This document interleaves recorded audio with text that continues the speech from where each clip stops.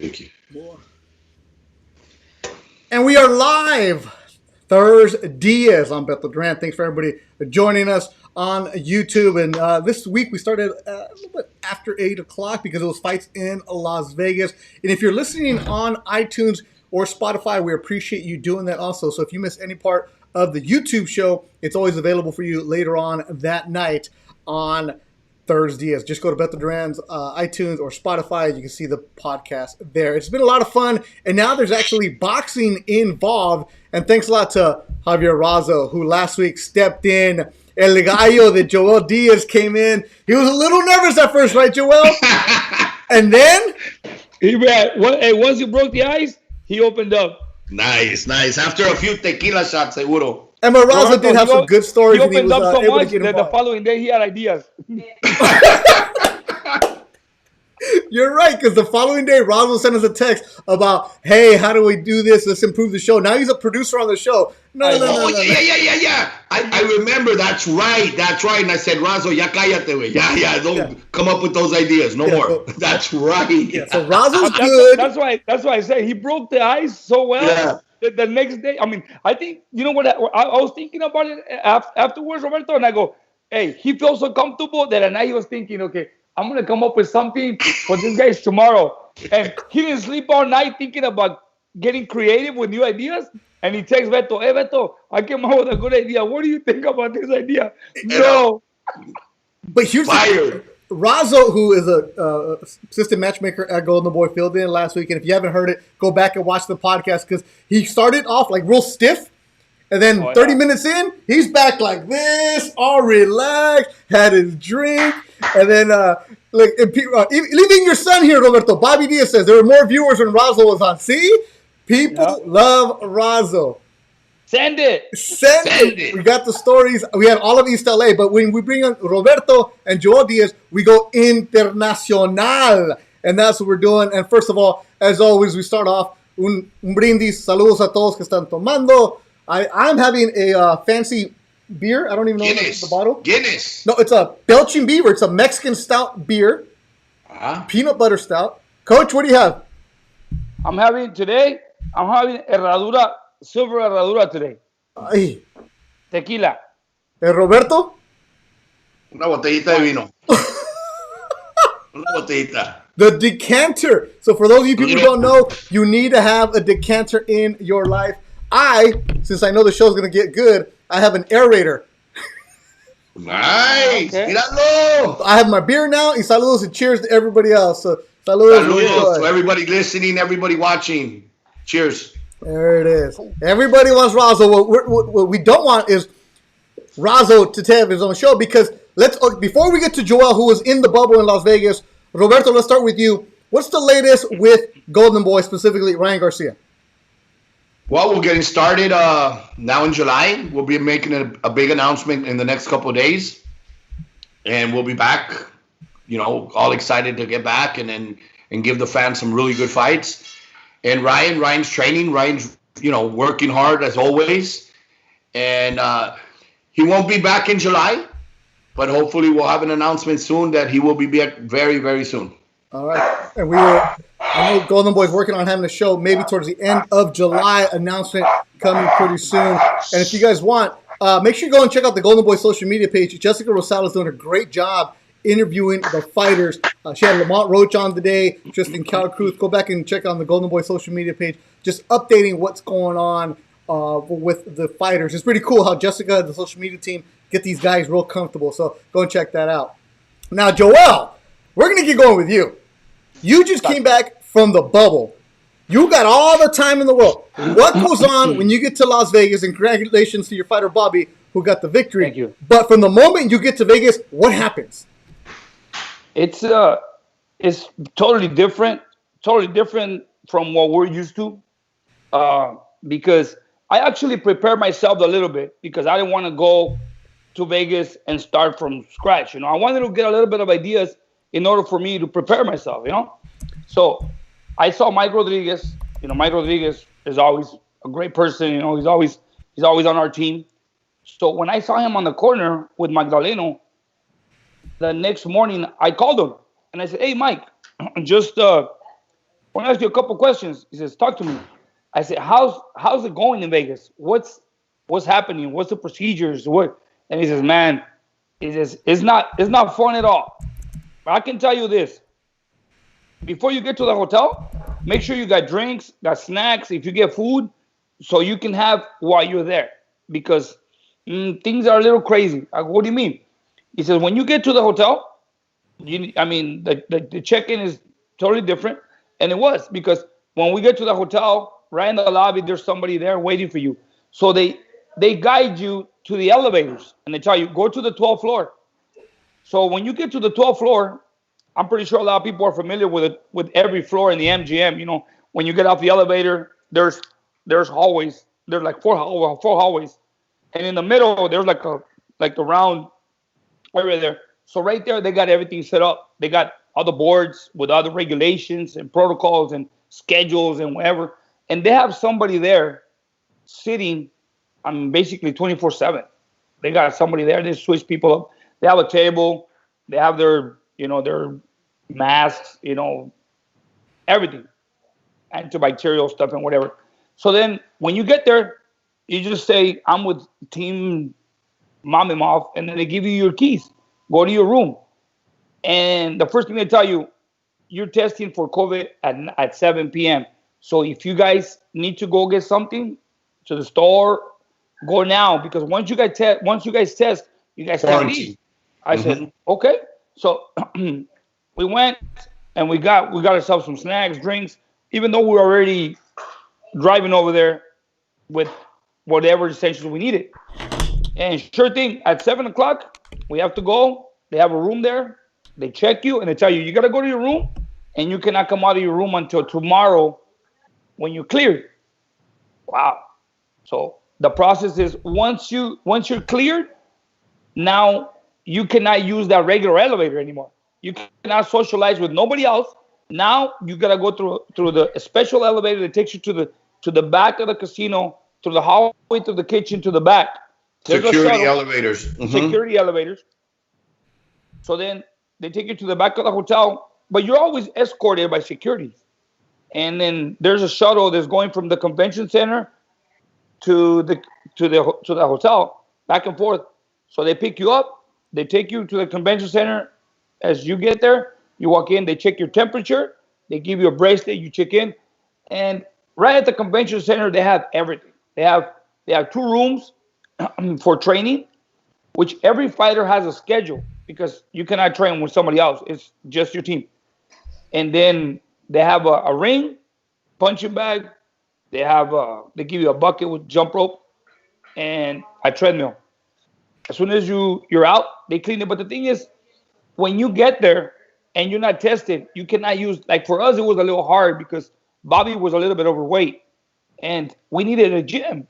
Once we got there to the hotel, it's like, we need to go train. Well, you guys can't because you guys have not been tested. So we needed to wait for him to. So what we did is we improvised. We trained in the room. I lowered the temperature because the hallways, all they said was, if you guys want to do some workout, you guys can run on the hallways.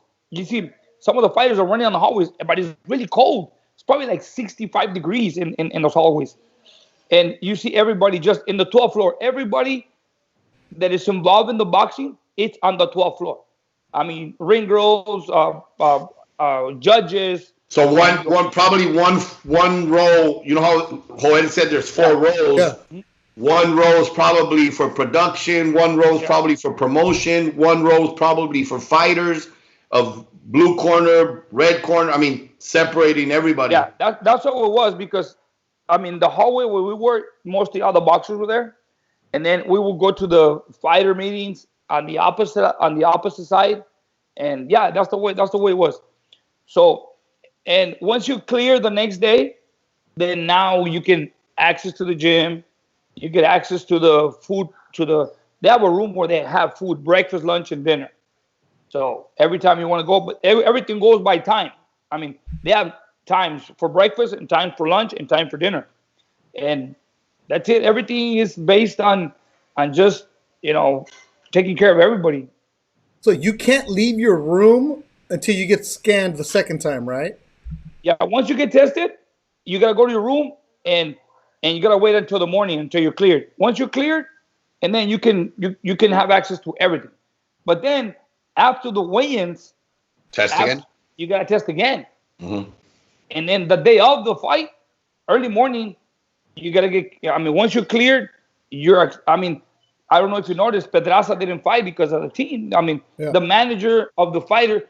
But it's funny because they tested him when he got there, and he was cleared. So he got tested. That was the fight today. That was the fight today. So it's what Joel brings up is something to think about. He must have tested, like Joel says, when he got there. Had to have been negative. Mm-hmm. Then he tested again and was positive.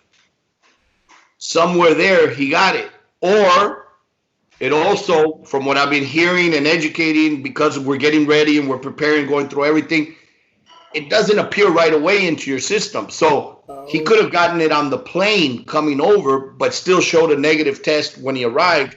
It takes a couple of days maybe to pop up. Oh. No? So it's going to be we're gonna have to adapt, and it's gonna be very different for all of us. Some may decide not to fight. Now, it's sort of tough. And today we made a decision, and we talked to Top Rank as well. Prior to their first event, it was fighter plus 2. Mm-hmm. No manager and no promoter representative. We have 2 or 3 fighters fighting for Top Rank shows in the next few weeks. We said, no problem. We'll agree to the terms and everything, but a Golden Boy rep has to be there. We've never sent any of our fighters anywhere without somebody being there, just to make sure they're okay. They agreed to it after, back and forth and negotiating and everything. The day, because of this, it came saying, hey, no reps, no managers or reps. I'm okay with that now because as I thought of it, I was like, you know what? How tough will it be? And I'll give you an example. Joshua Franco's fighting for the world title on Tuesday. It's him, his father, and Robert Garcia in the corner. However, what if the representative of Golden Boy or somebody, that's there, that's not the fighter or the corner, test positive, and because of him, Franco's not fighting anymore now? You learn from what you see. Yeah. It's devastating that the fighter won't fight now because it was positive. Now, obviously, the manager didn't do it on purpose. He didn't know it was, an innocent, but I called the person that was going from the office. I said, hey, you're not going to go for your safety and also for the fighter's well-being and his opportunity to fight. So you learn from what you see. And you know what? We're learning. They're learning as they go, things that can be improved, things that, are good, this and that. And that's how we're going to have to do it. And commissions are also learning. This is and based on everybody's opinion, they're learning. For example, when I got there, I told one of the guys, I mean, this is not right. We need to improve this. The weigh-ins go fast. If they say 12 o'clock, because like I said, there's not a lot of fights. There's just certain amount. There's minimum fights. When they say weigh-ins, you come in for the weigh-ins, and then they got the red corner on that side, blue corner on this side, and then they give them their booties. They put their boots on and they get into the scale right away. One, another one, and another one. And the thing is this: by 12:10, it takes 10 minutes to weigh the fighters, out of the card. So then the fighters need to eat. And in order for them to eat, they gotta wait till 1 o'clock because that's when lunch starts. And I said, guys, come on, this is not right. And and if you go back to the hotel and order food, because then you're late for the fighter meetings. You have room service. No, the fighter meetings are after they eat at night in the afternoon. Okay. But the hotel has only room service up to 2 o'clock. So you gotta get to your room, order before it's over. But the fighters right after weigh-ins, they have to eat, rehydrate themselves, and wait 40 minutes in order for them to start serving food. I said, you know what is not right, you know. So I saw that they already changed the lunch times, and I don't know if you guys saw yesterday. Now, right in that area, they got a room with games now. Yeah. Something they didn't have because they want to keep people busy because it's boring. Entertained, and then their mindset relaxed and set on something else. Yeah, yeah, yeah. And it's a little nerve wracking, Roberto. Like I took Joel with me, and he didn't tell me until the next day. He goes, "I didn't sleep." I go, "Why?" And I think about it. He goes, "I didn't sleep when they tested us. I didn't sleep because You're you think, thinking, what if I'm positive? What? Yeah, yeah, yeah. yeah, what if, you know?" So it is nerve wracking. And the thing is, you know what's worse? That when we get there and you get tested, they ask you for your ID, your phone number, and maybe we forget to ask, hey, so how are we gonna know? So we don't. So I figured, okay, they're gonna test us for COVID. They're asking us for our phone number. They're gonna send us a message tomorrow. So, okay. So we go to our room and we're already in our room until the next day. So I wake up early in the morning and I'm right there just waiting for a call, waiting for a message. And my son was too. My son was like, man, I didn't want to hear my phone. I was like nervous. What's gonna happen? And if anybody's texting you, let's say I'm texting you for something, and you see the text, you're thinking, because I heard that you only get called or text if you're positive. Exactly. So we didn't know that. So then all of a sudden it's 10 in the morning, Roberto, 10 in the morning, and we're in our rooms. So then I pick up the call. I pick up the phone and I call Pete. I say, hey, Pete, just out of curiosity, I mean, how do we know if we're the results of the test? He goes, well, if you haven't got a call, you're clear because it's within a certain amount of hours. So by 7 in the morning, you were okay. If you don't get a call, you're good.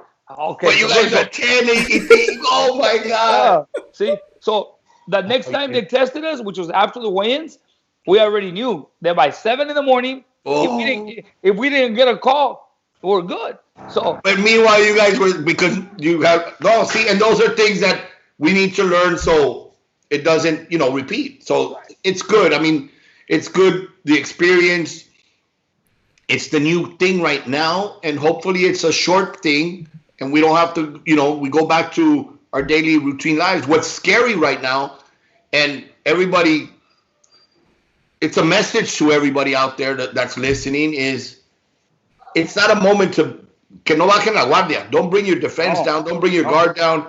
Stay with the precautions, because I've now heard of a lot of fighters who are healthy, have been training, have been, living a healthy life, have tested positive with no symptoms whatsoever. Yeah. No symptoms whatsoever. So that's where it's scary, because as far as they know, they're healthy. Yeah. But they can be passing it on to others. Yeah, they can pass it on because you don't know. That's why it's more now than ever. Wear the mask, wash your hands, social distance, do whatever you can to try to, don't think this is over, and get relaxed and let's go hang out. Yeah, so like Ace of SoCal says, don't call Joel at 6:55 if he's in Las Vegas. You're going to scare him. No, because then call him after 7. You guys, if you guys want to call me when I'm in Vegas for a fight, please make it after 7. Coach, now what if you need something? Right? I know you take everything, you take 2 of everything, but what if you needed like extra stuff? Like, what do you do?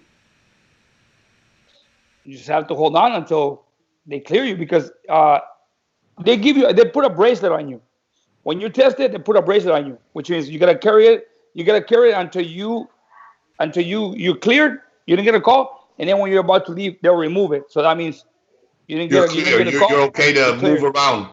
But for example, at one point, Bobby wanted some fruit, and I said, "Dude, we can't go get you." Yeah, I said, "Bobby, we don't have no fruit. How can we get some fruit?" Well, I asked, and I asked one of the ladies that works for Top Rank. I said, "Excuse me, how can we? I mean, this guy, he already weighed in, and right now he's looking for some fruit. Where can he get some fruit?" He goes, "Oh, don't worry, I got fruit in my room. I'll give you some. I have a lot of fruit." So went to her room and she had all kinds of fruit. So she gave us a bunch of stuff. She goes, I have a lot of stuff. If you guys need something, I have it. Okay, well, we didn't know that. Now we know because we asked. But we got water, we got snacks, whatever. But other essentials that you need, you have to ask them, and they'll find it for you. Now, all right, I'm gonna ask this: what if you don't like the food that they're serving? You're stuck. We didn't like it. Honestly, we didn't like it. Everybody's complaining. And you know what? It's the hotel food, right? Look. I'm grateful. I'm grateful for having food, Yes. whatever it is. But I just, and I'm not saying it in a bad way or talking bad about anybody. I don't want to make it seem like I am. But I was not comfortable with the food. Not for me, not for the trainer, not for the. It's a fighter. For example, after the weigh-ins, we came to the hotel and I ordered pasta and chicken for Bobby and a salad. And I told my son, let's go back and eat. Joel and I go back to the food place, and they were serving fish and chips and sliders. And well, this is not the food that a fighter should be having right after weigh-in. But you ordered the pasta and the salad room service, no? Room service, yeah. Yeah, okay, but so you could still order. Yeah. It's probably under your charge, but you could still take care of that fighter. Yeah. That's what I did. When I saw that we had 40 minutes still for the time for them to serve the lunch, I said, I'm not gonna wait. I took with me in a bucket. I took Pedialytes, Gatorade, bananas. So after the weigh-ins, I gave him a Pedialyte, drink some water, and then drink a little bit of Gatorade. Give him his bananas. And I said, you know what? I'm not going to wait 40 minutes here. So I go to the hotel, and we order the pasta, salad, and chicken. So then from there, my son and I, we went back to eat. By the time we got there, they barely started serving food.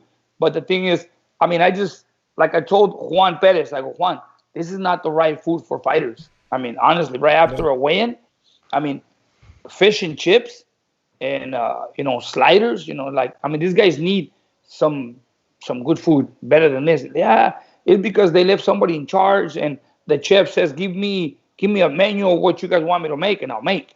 But obviously now that people are complaining, they'll learn. Yeah. Yeah, they're eventually. But keep in mind, and what Juan's saying is true. But for many camps and fighters, that part is not a first. There's many other places. Yeah. In Mexico, yeah, where you go to some of these promoter shows, and your meal is a set menu, yeah, and what they serve is not what you would want for your fighter to eat after a weigh-in. There's not the right carbs, there's not the right protein, there's not the right meal that they're used to or that you want to feed them. Yeah. It's here's a meal. All we're supposed to do is feed you here, and it could be, whatever, similar stuff, but so it's not first, but with experience corner, right. With experience, that look, okay, thank you because you're serving us something, but that's not what my fighter is going to eat, so I'm going to take you somewhere else. It's like you're appreciative of the food, but for the fighter, it's, hey, this guy just suffered to make weight. Yeah. We got to replenish him, and he's going to be fighting for a world title. Come on, there's got to be different. When I met Ricky, we would talk about all kinds of stuff. And his first fight, Ricky Hatton. When he fought, his first fight in the U.S. was, I think, somewhere in Atlanta when he fought Luis Collazo. But his first fight in Vegas, him and his team were told to eat at the cafeteria of Caesars. And I guess that's how it was in general for boxing promoters back then to do. You got like a meal coupon card or something. You had access to the cafeteria, and you went and you had cafeteria food. Now that's where the employees ate. That was one of Ricky's things that he told me one day. Like, I don't need this. I don't, I have my certain meal. So when his first fight in Vegas was with Urango. First of all, he had problems with allergies of the air conditioning, and so he called me and said, "Hey, what do you think? What can I do?" We got him a house. He rented a house off the strip.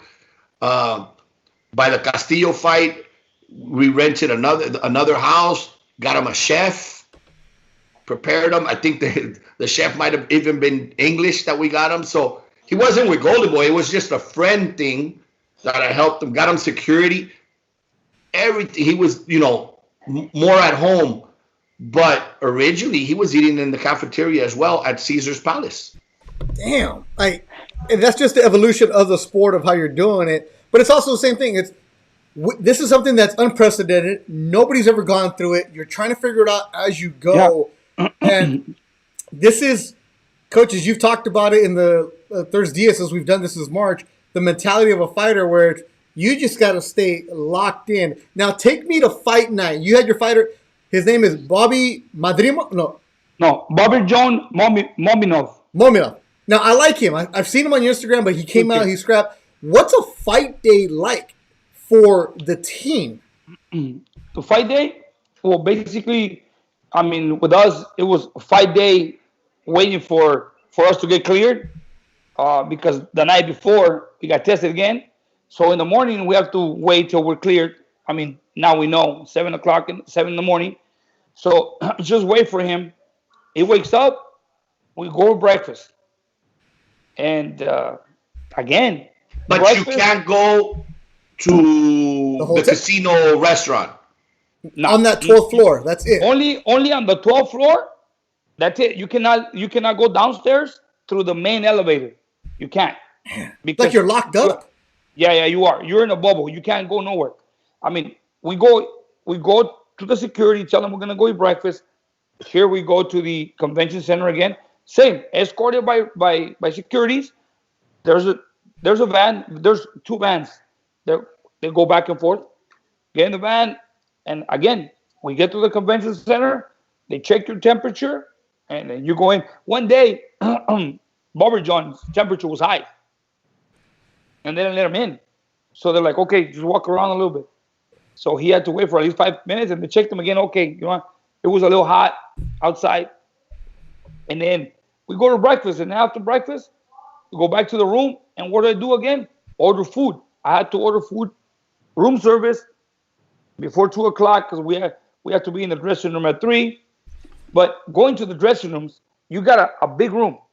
You got just one room, okay? Like, not like a ballroom, but they divide a ballroom in 4. So let's say in one room, you have a table in each corner. In each corner of the room, that's where the teams are, okay? And then there's an official that is sitting in between. And it was funny because you got a team in that corner, a team in that corner, team in this corner, and we're on this side. And then when the fight started, I told Junior, hey, I want to watch the DeMarco fight. And he goes, okay, I got my phone. So he turns on his phone, and we're watching it. And some of the guys want to come over and watch it, and the commission, hey, you cannot cross the line. You gotta go back to your corner. So everybody has to stay in their corner. Wow, yeah. Around your table, you got masks, you got gloves, you got towels, hand sanitizer, and that's it. You walk in the ring, and like I said, you're inside the ring. You got one person in the apron. The cutman is on the bottom. In case you need him, he'll go up there. Only if you need him. Okay. Yeah. But you were the cutman, weren't you? No. I actually, Normally you are. I am the cutman for my fighters. But in this case, I said, you know what? I might need a hand. I'm gonna focus only on this guy, Okay. And going back to Bobby John. His name is Bobby John. Great kid. He was I brought him in years ago for Canelo, for sparring. Yeah, he was helping Canelo. Yeah, he helped when him and I think it was either the first fight with Golovkin or the second fight with Golovkin. I hired him for sparring. Yeah, the first one. Good kid, strong kid, Very quiet kid. Talented. Yeah, they said on the broadcast that he called Triple G when he got to the United States. Triple G's like, sorry, United States, I can't help you much. So he's like, okay, cool. Let me go help Canelo. Now let me no. This is how it happened. Let me tell you the story. So you can say, this is about telling stories. And all right, let's go. Vamos. I had a great story. Get your beer. Get your trago. Let's go. Great story. I'll tell you this great story about this kid. Pour your drink. Tequila. Oh, saludos. Ande, coach. Hey, he was in the bubble. He needs tequila. Oh yeah. Look, Roberto, when we were training, when this pandemic started, we kept training. We never stopped, right? Ruslan was here. Ruslan, Madie. yeah, he was here. So we kept training. Only us in a little bubble in the gym. Only 6 fighters. Abney, Ruslan, and a couple others. So one day, Ruslan tells me, "Hey, coach, I have a friend in Los Angeles, and all the gyms in Los Angeles are closed, and he wants to see if he could train. Yeah, bring him down. I mean, I'm not training fighters. I'm just keeping the gym open so they're not bored at home without anything, right? So that kid comes in. He says, "How are you doing? Hey, hi, my name is Bobby Jones. How you doing? Oh, you want to train? Yeah, go ahead." So he started training. I mean, he never told me, "Can you be my trainer?" Because I think they're texting me. He never told me, "Can you be my trainer?" He never told me, "Can you train me?" I mean, Yeah. we're basically just, okay, train in the gym. And when I saw him, Ruslan told me, "Coach, he's a good fighter." I said, "Okay." I go, "Man, he has no defense." He says, "Yeah, but he's a good fighter. He used to train with me when we were kids in Kazakhstan. We're from the same team." I said, "Okay, well, he trained." And then once in a while, when I had free time, I go and I teach him how to move. You know, I don't want you to move this way. I don't want you to move that way. You're slow, man. You got to put some speed on your punches. Okay. Another day, come to the gym, little by little, right there. But like I said, he never asked me to be his trainer. He never asked me, "Can you train me?" But one day he says, "If in the future, if you train me, how can we work? What would you charge me?" I said, "You know what? You know the way it works. With fighters is 10%. He goes, "Oh, let me talk to my manager because maybe I can pay you monthly." I said, "Okay, you know what? We'll talk about that later, but that's not the way it works." So we left it as is. So we kept training. So then Tomas Dulorme starts getting ready for a fight, and I needed some sparring. And he goes, "I spar." So he started sparring Tomas Dulorme, and he was sparring Dulorme. And I see that he's catching Tomas with some heavy shots. He's one of those guys that hits hard. And then one day, Brandon Lee came to spar, and I put him with Brandon Lee. Brandon Lee was hitting him 10-1, 10-2, because Brandon Lee's smart. He's a good little boxer. But when this guy landed shots, you could tell. And then Brandon's father told me, "Coach, this guy hits really hard." I said, "You don't want to spar him no more?" He goes, "Yeah, but we'll be careful because he hits really hard." Okay. So this is how everything started, going to the fight. Last week, we come to the gym, and he tells me, I think it was Wednesday, Tuesday or Wednesday. He tells me, "Hey, coach, they're offering me a fight." I said, "Really?" Like I said, I'm not his trainer officially. Does he have a trainer? I mean, I am now. Yeah, so look, this is what happened. So he tells me, "Coach, they offered me a fight with," and he shows me the box record of the kid, Abraham Hernandez, I think. Kid 8-0. And I said, "I don't know, but the kid's 8-0, dude. I mean, you haven't fought in over a year." He goes, "Yeah, you know what? I'm gonna wait." And then that's what. And then later on, he comes back and tells me, "Hey, coach, they offered me fight with Virgil Ortiz." I said, "No, don't take it. Don't take it." I said, "Virgil is pretty strong.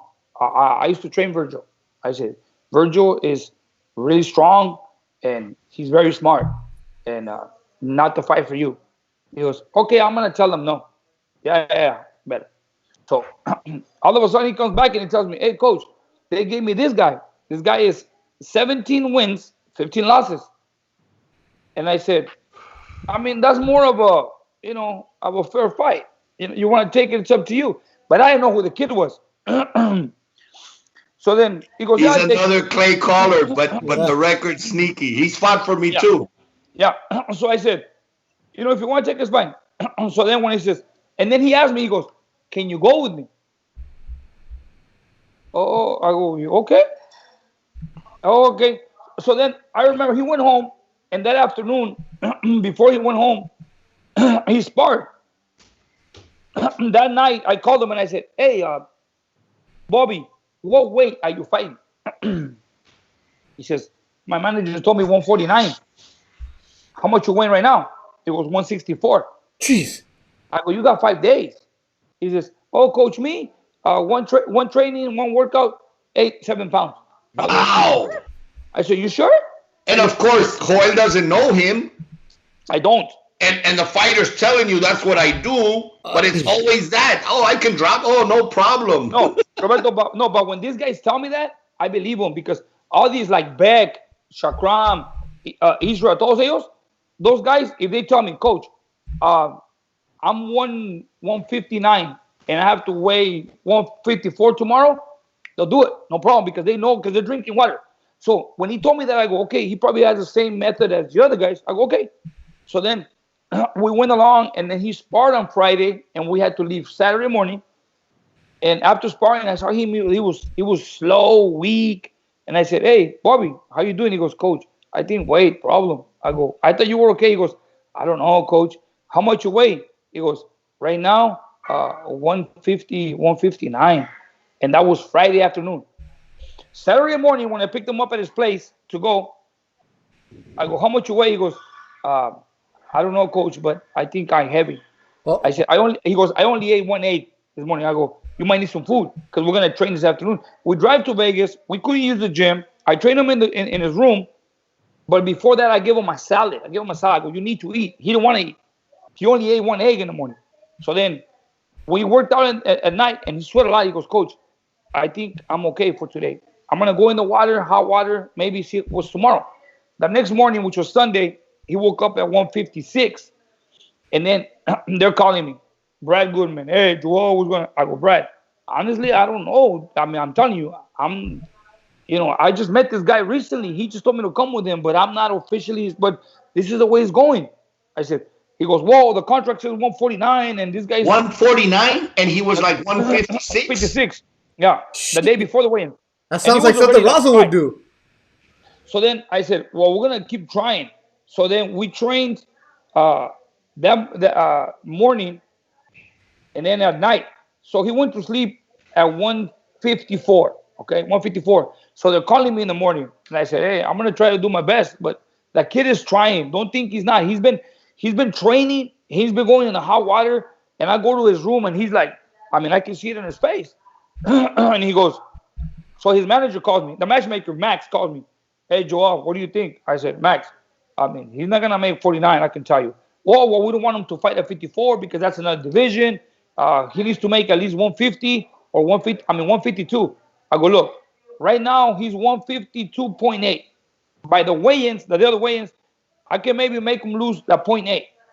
And that happens. So then Brad Goodman called me. Oh, well, this guy is low on weight. He might not take the fight. So he was mad. Finally, they made it work. So once he ate, everything was great. Okay. So then made the weight. He was really happy. He was very thankful. Very thankful. What weight did he make? 152. 152. So this is a kid that is really grateful.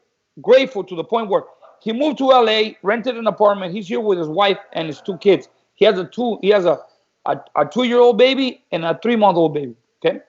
And very quiet guy, very respectful, very grateful. And you know what? Not to interrupt, I'm sorry, but he probably would have made weight had he been active. Yeah. But he hasn't fought in how long? In March of 2019. So he hasn't had to make weight in over a year. Now all of a sudden, make weight. They tell him, yeah. So it's like, it's tough. You know you can because you've done it before. Yeah. You've done it a long time ago. And it's very different. Roberto, we go to the dressing room and we're there and I'm telling him, this is what I want you to do. Okay. I know who this kid is now. I said, when you saw him at the weigh-in, you knew who he was? No, because they call me because his trainer, Jason, he trains in Vegas, and Jason's a good friend of mine. So they call me, hey, you're going against Jason? I go, really? Jason and I we're back. But the day of the weigh-ins, early morning, I'm walking to lunch, and I run into Jason, and Jason tells me, hey, how you doing, coach? Hey, you have any more medicine? Because I usually provide them with adrenaline, huh?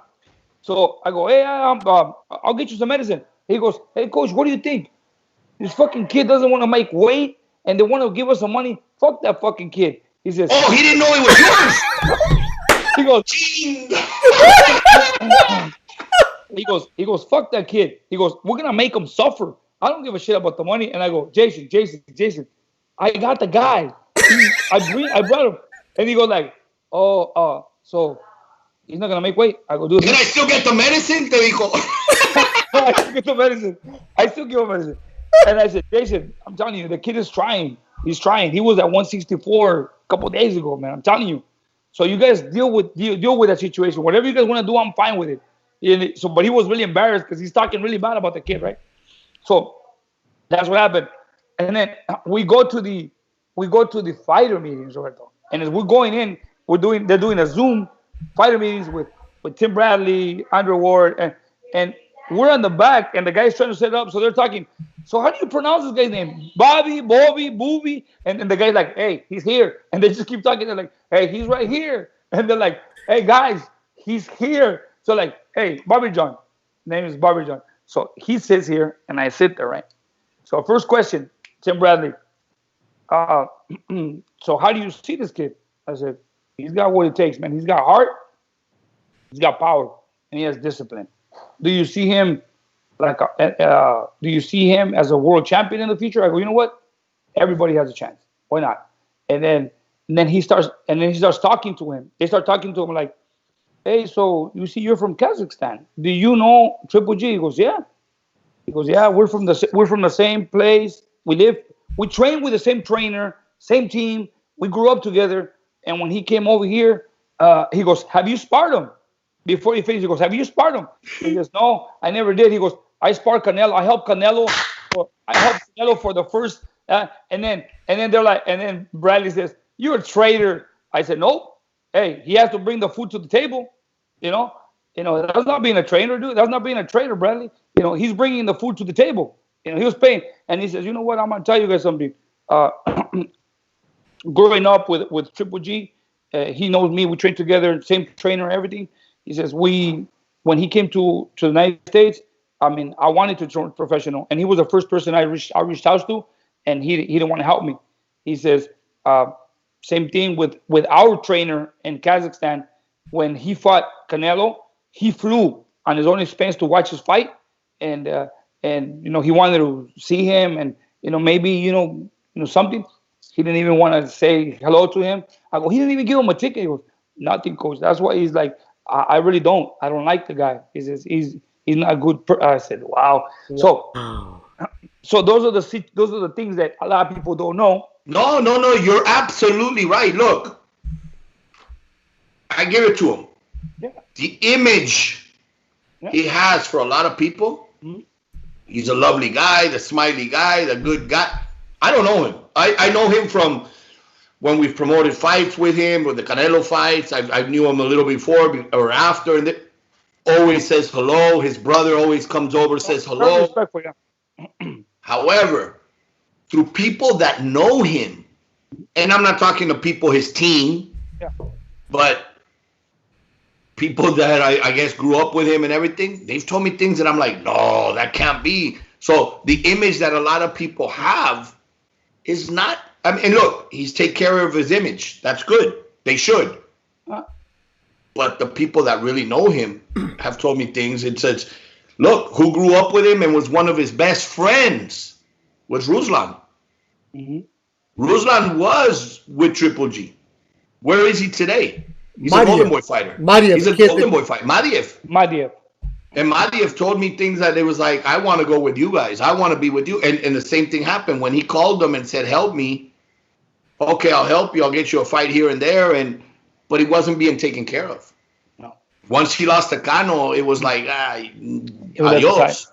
And that's the difference. Like, you see sometimes you learn more about a fighter when they lose than when they win. Yeah. When they lose, you learn about. Look, I saw Madiev lose to Cano in Las Vegas, and I signed him. Why? Because I know he's a good fighter. Yeah. And then I called Joel, hey, can you train this kid? This kid has potential. Yeah. And he's dedicated. He had over like 300 amateur fights. Mm-hmm. Tough kid. tough kid, strong kid. And look, his time span might be short because of so many amateur fights now in the pro game. It's going to be fast with him.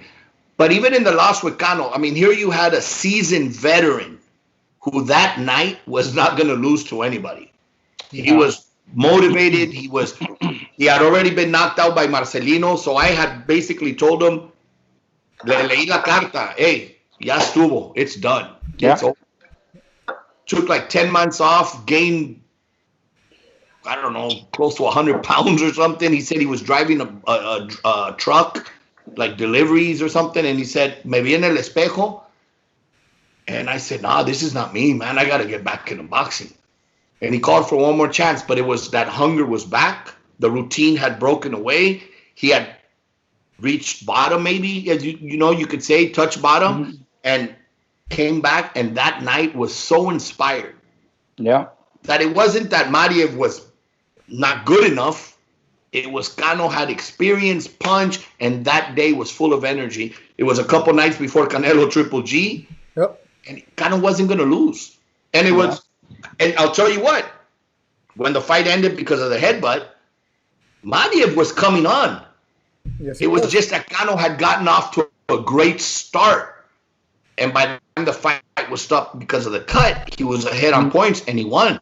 That was a blessing, the headbutt. Yeah, and that was a fight at the Hard Rock where luckily there was the big screens there where the referee went to the commission and they were able to look at the replay and say that it was a cut because of the headbutt. Because remember, it was supposed to be a punch. At first, it was ruled a punch by Rosa Mora. Then they went back and they checked it, and it was ruled a punch. I got up in the corner. Yep. No joke. I got up in the corner. I see the cut right on the forehead. Nasty cut. And I'm thinking, no way a punch could cut you this bad on the forehead.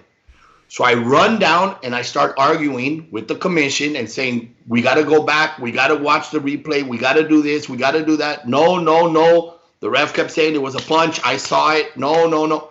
There's no way that could be caused by a punch. Yeah. Razzo, my man Razzo, called the production team right there on the radio and said, show the replay. They play the replay on the screens and you see the headbutt. Yep. Right after they separate, you see the blood. Followed right by with a big blow that makes the blood just blow more, and that's why they thought it was a punch. Even with the replay, they kept saying it was a punch. But Bob Bennett, to his credit, said, I'm watching. No, it was a headbutt. Now, why they went to the replay at the time? Now there's replay. They have a ref that's not working the fight at the moment. They have a replay ref up to give like his opinion and help whatever the ref didn't catch. But that fight was a WBC fight, so the replay it's part of the rule. I never approved a WBC fight for that fight, to be honest. Tom Loeffler went to the WBC and said, hey, we want a belt. Is there a belt? Eric Gomez calls me and says, hey, the fight's done, right? Yeah, it's done. It's like fight week or something. Well, can we do it for a belt? I said, no, the fight's already done. Why add a belt? Why add expense? Why this? Why that? No. Tom had gone to the Mauricio and said, can we do a belt? They had approved it. So when we get there wasn't even a belt the night. Watch the replay. They don't even give Cano a belt. I was a broadcaster. I didn't know there was a belt until right now. No. But later we found out there was a belt. So of course, Mauricio found a belt during the fight. We find out there's a belt. Oh, okay. Well, now there's a rule. It backfired because if there wouldn't have been a belt, there wouldn't have been replay. We would have lost because of a punch. Yeah, right. Wow. So it ended up turning around, and it ended up saving Cano's life. Because of that, he goes on to fight Linares and wins, and obviously he's in a different point of his career. And for all of you that have the Mexicans for Galelco shirt, go and ask Mr. Boxing Guru for a refund based on this show. He's not the little angel. Exactly. And as the Ace of SoCal says, I can't believe Mauricio approved another belt. All right, es tiempo para tomar. Si tienen su trago, let's go. Let's go. I'm going to go with my aerator. Ooh. I'm going to go fancy today, a little Thursday wine. By the way, Joel. Yeah. So, a couple weeks back, guys, with you guys. Obviously, I opened up a bottle of Louis. Oh, yeah, we Through know. the couple weeks with you guys, I finished a bottle of Louis. So I had another one in the storage. Oh, qué bonito. Oh, in But storage. it was in the little cellar. So I opened it one day. Not open it. I pulled it out and put it in my little vitrina, just like Joel has back there. I put it out and I just put it. I said, I'm not going to touch this one. Uh-huh. I just want open to show. Right. Ordered a little dinner. Friend came over. Just him and I. By the way, he says he texts you every once in a while. Oh, Ay. míralo, míralo. Ay, Nice. Ya la abrió. is that it right there? That's the Louis the But it's a 13th? display, look. Ay, Qué let me take the lindo, picture. qué lindo. Ay, no, By the way, your the friend smile tells got me bigger. he texts every once in a while with you, and he's like, "Hey, Joel's bien a toda madre, super cool." Shout out to Lorenzo Méndez. Oh, yeah, man. So, Lorenzo siempre, a veces estamos al pendiente con él y le digo, hey, ya sabes, aquí estamos para lo que se te ofrezca, Lorenzo. Hey, sabes que el apoyo ahí está. Lo he mirado, me lo topé en la última pelea que tuvimos allá en Los Ángeles. Ahí andábamos, tomamos una foto, sabes que Lorenzo todo el tiempo ahí estamos. So I opened up the bottle and I said, "Hey, let's have a drink." Mira, little Louis. Nos acabamos la botella en una sentada. So the next morning, I wake up and I'm like, oh my God, tell me I didn't finish one bottle. I wasn't hungover because no te da la cruda, no. But just tell me I didn't finish en una sentada de cena. I mean, just two guys. No me acabé una botella de Louis. So I go down, I open the vitrina, empty. O sea, quedaba un cuartito, and I was like, oh my God. Normally that'll last, no sé, 6 meses o un año, porque es una copita, un traguito. Here, have a little shot. Yeah. Special occasion. Nos acabamos una botella. I mean, quedaba un cuartito, and I'm like, oh my Cuando God. venga Roberto, nos vamos a tomar esta tuya. Buchanan's Red Seal. Hey! Oh, Buchanan. Pero ese es 35, kids. That's a special bottle. Nunca he visto esa de Buchanan. Cuando vengas, nos vamos a chingar esa tuyo. Puta madre. Hey, what about me? Beto, I'm on my way right now. beer for Hey, you. can I call from the road? Yeah. I just need to take a picture with it because I'm gonna go to waste on that. Well, wait. So, if you were to go to a restaurant, Roberto, and order a drink of Louis the 13th, a little thing, how much would that cost? 500. Yeah. 500. Obviously, in the restaurant, the markup Yeah, is yeah. ridiculous. So a bottle of, let's say, 3,000. Oh, They gotta I'm done. I'm done. I don't need to know anymore. they gotta get like 7,000 out of it. And you finished the whole bottle? We finished the whole bottle, dude. 2 guys, just chilling, talking, singing, reminiscing. Hey, but that's what it's for, right? For the memories. Yeah, you know what? Exactly. Hey. All right, so now story time. Toño wants to ask you, his brother, about his compa Alfonso drinking a long time ago. Oh, man. That was bad. I mean, we were having a good time. And we were driving around, and they had girlfriends in Irvine. And we're cruising around. I had a convertible Mustang. Woof. And we were drinking, and at that time we were drinking tequila and back and forth, stop at a friend's house. And my friend brings out a bottle of Don Pedro, I think it was. Yeah, it was Don Pedro. So just because we're already in the movie, we start drinking. All of a sudden, we're driving around, and I'm already asleep on the back seat. So they cruise around town with me, asleep in the back seat. Yeah. So the end of the night, Antonio brings me to the house, and for my parents, so my parents won't see me that I'm out. He's carrying me. He goes to the back door and he puts me on the table, on the dining table, and he goes to see if my parents are still asleep, are still awake. So when he comes back, I'm on the floor. Seriously. And I don't remember none of this, but he says that when he came back, I was right on the floor, and then he drags me to the room, And the next morning, Roberto, we had to get a car because we already like, hey, we're gonna go to Irvine. We're gonna go over there and just party a weekend. And I needed to rent a car. I had to go to the Enterprise. I remember early morning he wakes me up, hey, we gotta go. And I'm like taking a shower, and I lay in the tub and I let the water just hit me, and I fell asleep. I was bad. When I woke up, I'm like, what's going on? I'm get the water all over my face, and I get up and I'm at the rental at the Enterprise rental car, and I'm trying to get a car, and I'm like, they had a little cup with candies, Roberto. I was like eating candies.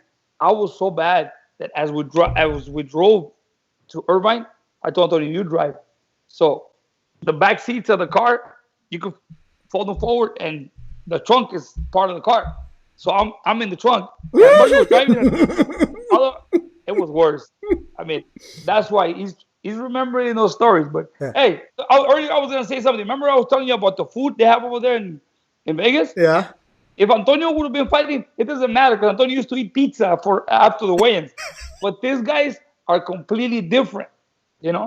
It's like, for example, Roberto, Beck, and these guys over here, after weigh-ins, they don't eat anything. Pasta, no sauce, olive oil, avocado, and chicken. But see, and I'll tell you, I think I know why. These guys came up through an Olympic team. Yes. Professional, the psychologist, the nutritionist, they're trying to win medals for their country. So there was a lot of support. So how do you get the wins? Talented fighters, eating properly and training properly. Yeah. The perfect program. Right. There's countries where you don't have that perfect program because no hay apoyo del gobierno. This is all government now because they're not pros yet. Yeah. So they don't know better. After a weigh-in, what do I eat? Puta, pues lo que haya. It was there. Tacos y esto y lo otro.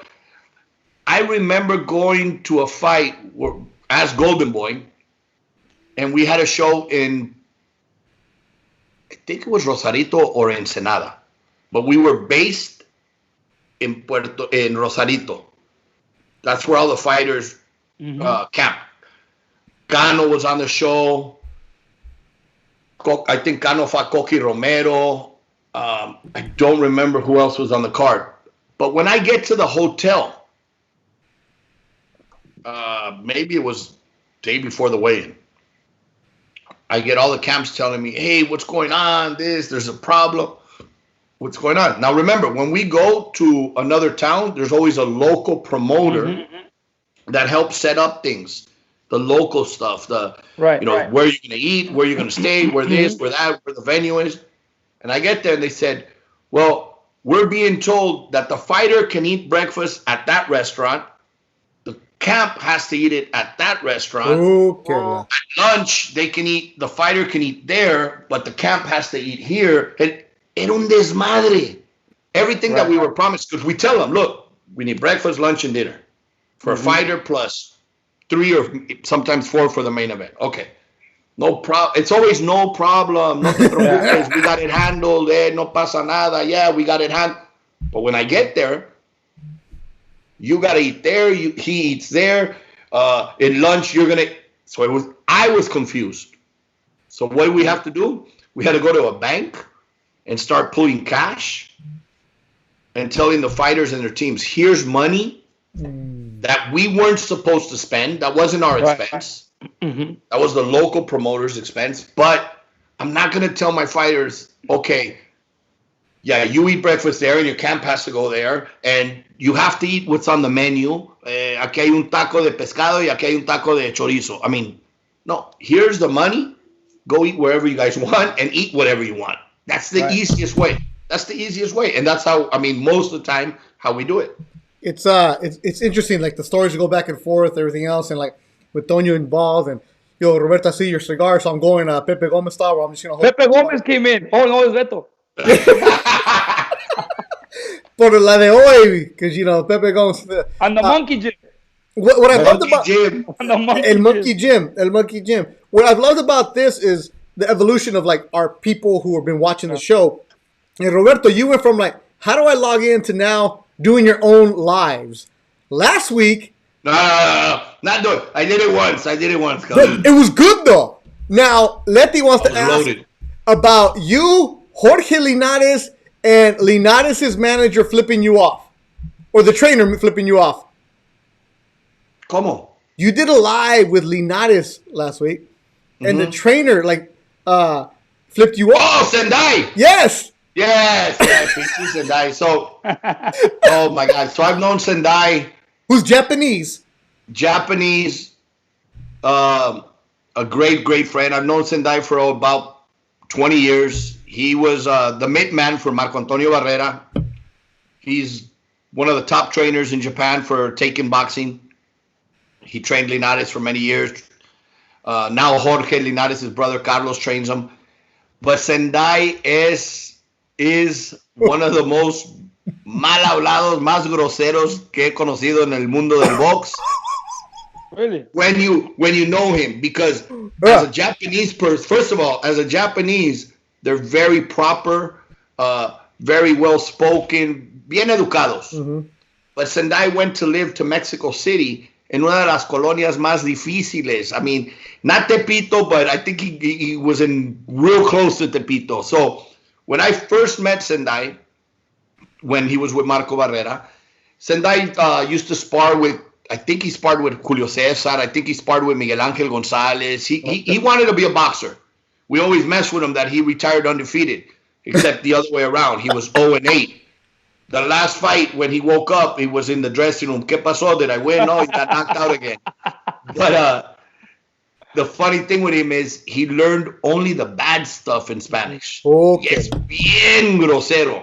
But aparte, bien alburero. I mean, he knows albures. He knows the double meaning. No. And even to this date, he's in Japan, been there for the last 10 years, and he'll tell you things that, hey, me estás albureando, right? And he goes, yeah. So great friend. And yeah, he was in the gym training, I think, when Jorge jumped live, and all of a sudden you see a finger come out on the live. And I'm like, hey, quítale el teléfono ese cabrón. Yeah, he's the one that I asked you, I think one of the first times I ever did a fight for Linares was there, and he saw me wearing a Golden Boy shirt. He's like, you work for Golden Boy? I'm like, yeah. He goes, you know Bobby? I'm like, no. I was early on, because you're Roberto to me. He goes, Bobby, the matchmaker. And I'm like, this dude is Japanese speaking Spanish to me. So I start speaking English to him, and he's like, no hablo inglés. Puro japonés, puro español. ¿Cuál quieres? I'm like, what the hell? What world am I in right now? And then I send you a text. I'm like, hey, I just met a Japanese Mexican who trains in Mexico City. And you're like, Sendai, ask him what languages he speaks. Then he's like, inglés, español, chingaderas. So I tell him, hablas inglés, español, japonés, y pendejadas. That's what it was. But he's a tremendous trainer. Yes. To this date, I mean, Sendai, he's a little younger than me. Maybe 45 right now. But I could show you clips today. Working the mitts. He's still fast. I mean, the guy runs every day, 5 miles, still trim. I mean, he's very dedicated. Very dedicated. He loves his sport. Yeah, he does a great job. 47, and I'm still fast. Come on. Eso. Pero you're Diaz. You're a Diaz. I'm different. You have an advantage. You're a Diaz. Bueno. Él es Tanaka. Yeah. Tanaka. So he does a great job with Mr. Honda and taking boxing, all that other. It's the beauty of the sport. Now, let's go back to the bubble, Joel. For the fighters on a fight day, they stay in the room, and that's what we're supposed to do. You as a trainer, like, how did you feel? Because it's like, or especially your son Junior, who's 22, you want to go eat, go to the pool, go work out, do something. Like, do you feel locked up? Yeah. I mean, look, first of all, when I go to fight, even if we're not going through this, I'm always in my room. I mean, I'm not the type of person that I'm out there. If I go to Vegas, I go anywhere I go. Even when I go to Cancun, if I go to a fight, I always see myself in this situation. Like, if my fighter's in his room, I'm in my room, because I hate when fighters are looking for their trainers and the And they're at trainers the are pool. yeah, and they're in the pool, they're at the bar, or they're out there shopping. I don't like that. Honestly, it's never been with me. I mean, I remember that since I was with Bradley in England when he fought Junior Witter. We go to the hotel. He's in his room. I'm in my room. Hey, if you need anything, let me know. Just call me. I'm just like a call away from you. You know, I just hate when they're looking for their team and they're not around. I know everybody wants to go to Vegas and gamble and go shopping, but I mean, there's time for everything. I mean, I'm not saying I don't say I don't. For example, after the weigh-ins, after he ate and he's resting in his room, I figure a couple hours, I'll get away. But other than that, most of the time I'm in my room. My son. I agree with Joel. We go. I mean, and not when I say we, not everybody. Everybody, does their own thing, but you go with a mentality. I'm not here on vacation. I'm here to work. So you're already going with a mentality that, number one, I'm here to win. I'm here to work. I'm here to not have fun. And once the show's over, and during normal circumstances, after a weigh-in, once the weight's been made, the fighter eats, that's sometimes when you can pull the fighter and say, hey, let's go walk around the mall. Yeah. To walk off the food, to start preparing the mental mind for tomorrow. But right now is a different story. We can't do that. So it's like back to the room. Yeah. So you have to make those adjustments. Normally, let's go walk at the mall. Nothing's wrong with that. Unless he's a big name fighter and everybody's going to be bothering him for pictures and autographs. Well, you try to avoid that. But on an average, walk around the mall, it's okay because it distracts the fighter, relaxes the mind. That's where the coach will start, hey, mañana acuérdate esto, you've been working too hard. This is for your family. That's where the therapy comes in. The physical part's already been done. Now, start preparing the mind, the mental part. Start setting up the stage. Now, Joel, on actual fighting, when you're walking into the ring, how weird is it that there's nobody there? I mean, we've all been in buildings where there's nobody there. It's only the commission, a few fans. But now that you're not even in the big venue. You're in the room where they do the press conferences. Like, how weird is it? You know what, Beto? It is weird, but to me, it was comfortable because you don't have to deal with the crowds. Because sometimes getting in the ring, you have to be fighting securities and people around there. I mean, it was empty. I mean, honestly, like you walk in there. I mean, I never thought about it because once we got out of the dressing room, we walk and you don't wait too long. Just boom, stand right here, couple seconds, and then walk and just go and take care of business. I mean, I just and another thing I was going to tell you when I was talking to this guy, I'm telling him, hey, so your wife is home, yeah, with the 2 babies, yeah. Does she drive? No. Oh, so she's at home. I mean, you left. Remember, he moved into India with his wife and 2 kids, babies, and then I'm doing all this with him when I wasn't like supposed to be his trainer, but I am. And he says, I never seen this before. What do you mean? I mean, you always taking care of me, my food, making sure I'm okay. You're always here. I said, that's the way I work. He goes, never had this before. Really? Yeah. He goes, I mean, you are the best. I said, no, I just like to take care of my fighters, you know. And we walk into the arena. We go to the dressing room, and I'm preparing him, and I'm telling him, this is what I want you to do. This kid right here, he's a really good boxer. If you give him the distance, he can make your night miserable. No, you gotta go inside. You gotta, as soon as the bell rings, you have to take it to him. Hit him in the body, hit him in the shoulders, everywhere. Don't focus on the head, because this kid is good. And then he goes, okay. I go, remember, if you win tonight, I win tonight. If you win tonight, your family wins. Your wife, your kids. Do it for your family. And he goes, he's still like, yeah. I go, do it for your family. And I sparked him up, right? I sparked him up. And he was like, yeah, even in the corner when I was like, let's do this. Let's bring it home, right, to the family. He goes, yeah. And he gets up. He goes, coach, yes. And after the fight, he goes, this is for you. Oh, that's cool. I said, no. I said, no, this is yours. He goes, coach, no, this is you. Wow. He gives me his medal and he tells me, coach, no. And he gives me a kiss and he tells me, coach, thank you very much. All night, coach, thank you so much, everything. I dropped him off at his place at 2 in the morning. And when I got home, coach, you make it home okay, family good, thank you so much. The next morning, coach, I need to pay you. I go, no, relax, enjoy your family right now. No, coach, I want to pay you everything you did. I mean, those are things that, Absolutely. I mean, man, they're going here. You know, look, for some people, this is very valuable. For the him, fighter who won it, yeah, for him, it was an appreciation thing that he was, coach, it's yours. I said, no, no, coach, it's you. He gave it to me. I'm gonna put this in a nice spot.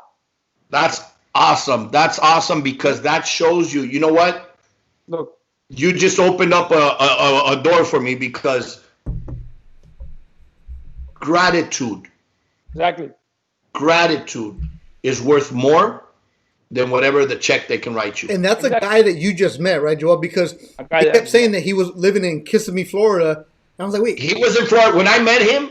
When I pulled him for Canelo's camp and to train with, he was in Florida with a one manager. Then he came to LA. I knew he was at Manny Robles' gym under another manager. And then oh, that's the guy.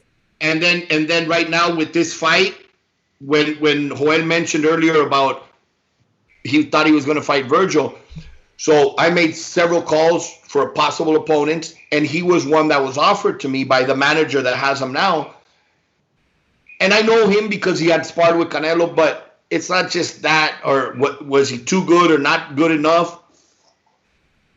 But for Virgil, it didn't mean anything. I mean, nobody knows the kid right now. Yeah. He only has 8 fights, I believe. 11. He hadn't fought in a year and a half. So that's a fight you go into with nothing to win and everything to lose. Why? You're supposed to beat him. Yeah. Yet this kid probably had a couple hundred amateur fights. So he's not just any kid walking into a gym with 8 fights. So it had no meaning. It's either you're going to have something that is going to rank us higher or it's going to give us more recognition. But going back to that detalle is worth more than a check. Yeah. You know what, Coach, Because what I noticed? gratitude and loyalty. I posted it earlier today or yesterday. You know what? I saw an interview done by Ronnie Rios and Alexis Rocha On the Golden Boy page. on the Golden with Ernesto Amador. And Ronnie says something that touched you. You know, it touched me. And as a matchmaker, I mean, look, we promote so many fighters all over the world. You work with so many different people. I don't expect and I don't want every time, oh, gracias. No, it's part of the job. I'm doing my job. Mm-hmm.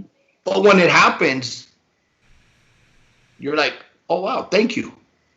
You know, Ronnie does an interview with Ernesto the other day and Alexis, and they said, the reporter says, how does it feel to be promoted by a big company like Golden Boy, this and that? And he says, you know what? I'm very grateful. Alexis says, I'm very grateful. Look where I am. Everybody at Golden Boy, I have a lot of love. And Ronnie says, yeah, I've been with Golden Boy his whole career. And he says, but one of the reasons I'm there is because of Roberto Diaz. The confidence, the trust. He's more than just a friend. He says things that remind you why you do what you do. Yeah. Through the headaches, through the throwing the phone against the wall because a fighter pulls out, because they backlash on you, whatever. Those are the reasons when you say, this is why I do it. Because not everybody forgets. There is those that are thankful and grateful and humble. You know, Art Alvarado brings this up. He says, Coach, I saw where Bobby called you over for the picture. I didn't see it, but I kept hearing him say, he kept calling you and Junior over for the picture. Yeah, like come on, guys, because they were gonna take a picture of him, and he was, hey, come. He wanted us there, and he embraced us, like, you know, and my son. And after the fight, he was like, thank you so much, hugging my son. And I mean, along the drive, because right after the fight, we drove home. We drove at night. We stopped, and Coach, you know, I was gonna stop at the store, and no, I pay. You know, no, come on, relax. He was like so excited, so he was so thankful for everything we did for him. I mean, he's telling me, he says, nobody's ever done this for me before. I never seen the things that you did done before, like the way you took care of me, how you spoke for me, how you spoke to these people when they were trying to make me lose more weight. Because I told Max and Brad, I said, Brad, I'm sorry if he doesn't fight, I don't care. I'll pick up my stuff and go home right now. But he's not gonna lose any more weight. I can tell you right now. This kid really tried. If I would tell you, oh, this is a kid that has no discipline, claro. I would say, okay, que sufra el cabrón, Yeah. Me vale madre. But this kid, Saturday morning, se comió un huevo nomás, just one egg. And then we got to Vegas, I gave him my salad.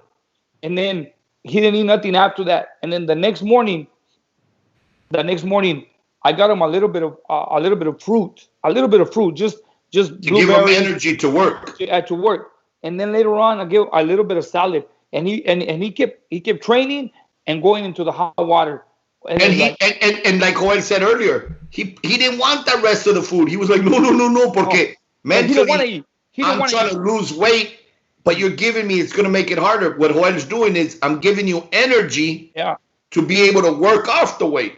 Yeah, when we drove there and he told me he only ate an egg in the morning, I go, you need to eat. He goes, no. I go, no, you need to eat. If you don't eat, you're not going to give me the work. Mm-hmm. Because if you eat, you got energy to lose weight. So I kept him, and he was eating what I was telling him. So that's the thing. When I told Max, and I told Brad, I said, I'm sorry, guys. I said, if the fight doesn't happen, that's okay. I'll pick up my stuff and go home. But now, Joel, does Top Rank have Cameron? Were you guys the B-side, or it was just a fill-in fight to make a fight, or? I don't know. Because Cameron, you look at his record. Cameron Krill, yeah, he's good. But his record doesn't show it. 17-15. Terrible record, but he's tough. It was a good fight. He fought for Golden Boy even before he was with Mayweather. He fought for Golden Boy a couple times at Fantasy, I think. The kid could fight. He fought the Japanese guy that had the Mexico, ¿cómo se llama? Don Nacho Beristain, that Japanese kid that he has. He fought him. It was a close fight. Very close fight. A 140-pounder. Very close fight. No, Cameron can fight. Cameron can fight, and that's why they still use him, even though his record's that way. And that's why boxing's more than records. Yeah. Boxing's not about records. And I don't want to keep pushing on that subject or anything of that. We talked about it a few weeks back that I always said I don't care to build a record or like make a record. I want to build a champion. There's fighters out there that have 20-0, and when they step up, they haven't fought anybody at the 20-0. So it's always good to little by little step them up, test them, put them in a tough fight here and there so they can know about themselves. They can learn about themselves and be ready for that test. Yeah, that's what we're seeing right now, especially during this pandemic, where guys like tonight on the Top Rank card, where guys who weren't supposed to be on TV all of a sudden get elevated. Like Gabe Flores got elevated to the main event. Good for him. Looked good. A tough opponent. But you have to be ready for those opportunities. Now, before we get to the questions, I put it out there. If you guys have any kind of questions, get them ready. Good ones, not like trolling ones. Good questions, and we'll go through them. But upcoming for you, Joel, you have Leon Baez, the Mexicali, going to Vegas. Oh, he's not, Roberto? Why are you shaking your head? That fight's off? No. Go ahead, could answer. Oh. No. The thing is this. Honestly, I just heard about the fight a couple of days ago. What do you mean? Wait. Yeah. I'm as surprised as you are, like Omar Figueroa said one time. I'm as surprised as you are.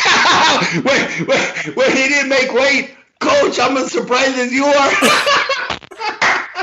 Wait a minute. Yeah. All right. So this is just what I see on the Twitter streets. Oscar Negrete didn't get approved because he had an eye condition. Leon Baez, the kid from Mexicali, was supposed to step in and fight. Now, somebody tell me the truth. Okay, so we promote him. Both of them. Negrete and Baez. So when I got the call from Razo that, hey, he didn't pass his exam, he has an issue, send him to the specialist. Let's see if he can be taken care of.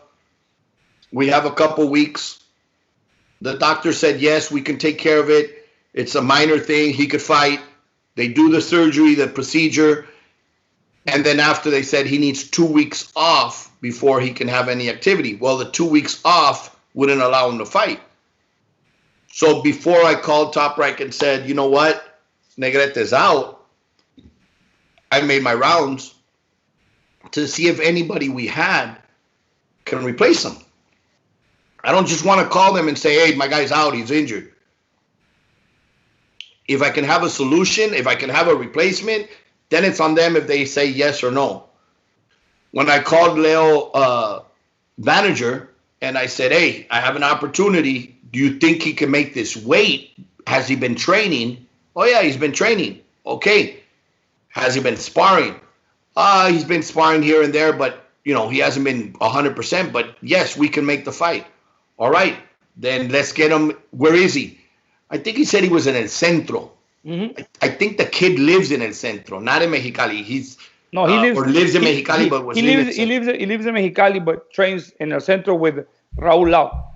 So when I called the manager and I said, okay, so let's get him over to Joel so we can get ready because we got like 2 weeks. He said, oh, we're not training with Joel anymore. And I said, you're not? That was a news to me. No, but let me check his weight. Let me do this. Let me do that. And I'll let you know. And then they called me back and said, okay, he's good to go. We'll take the fight. And he's nearby. He's nearby with Marcos Caballero. So they're supposed to leave in a few days. I knew that, after the last fight, everything was great. I talked to the kid off and on. He would call me. And then I knew that we lost him. I knew that we lost Diaz, not because of him. That kid has always been like, hey, coach, he always depended on me and my motivation. And even the times we fought, his manager would tell me, hey, he needs that motivation, that psychological motivation from you. Okay. There was times in which he would tell me, hey, come on, I just need you in his corner. But he has a twin brother, identical twin. Yes. And all of a sudden, same manager, I guess signed him too. So yeah, because he didn't have that manager didn't have the twin. No. It was a lady who had the twin. Yeah. And one day he showed up to the office and said, I now have the brother. Can you get him a fight? I said, okay, I won't sign him. But yeah, of course, if he's the brother of Leo and he's no problem, as soon as we can fit. And then the pandemic happened. Yeah, so, and then all of a sudden, I find out that they came to train in Coachella. So the manager brought the twin to train in Coachella. And I read an article saying, not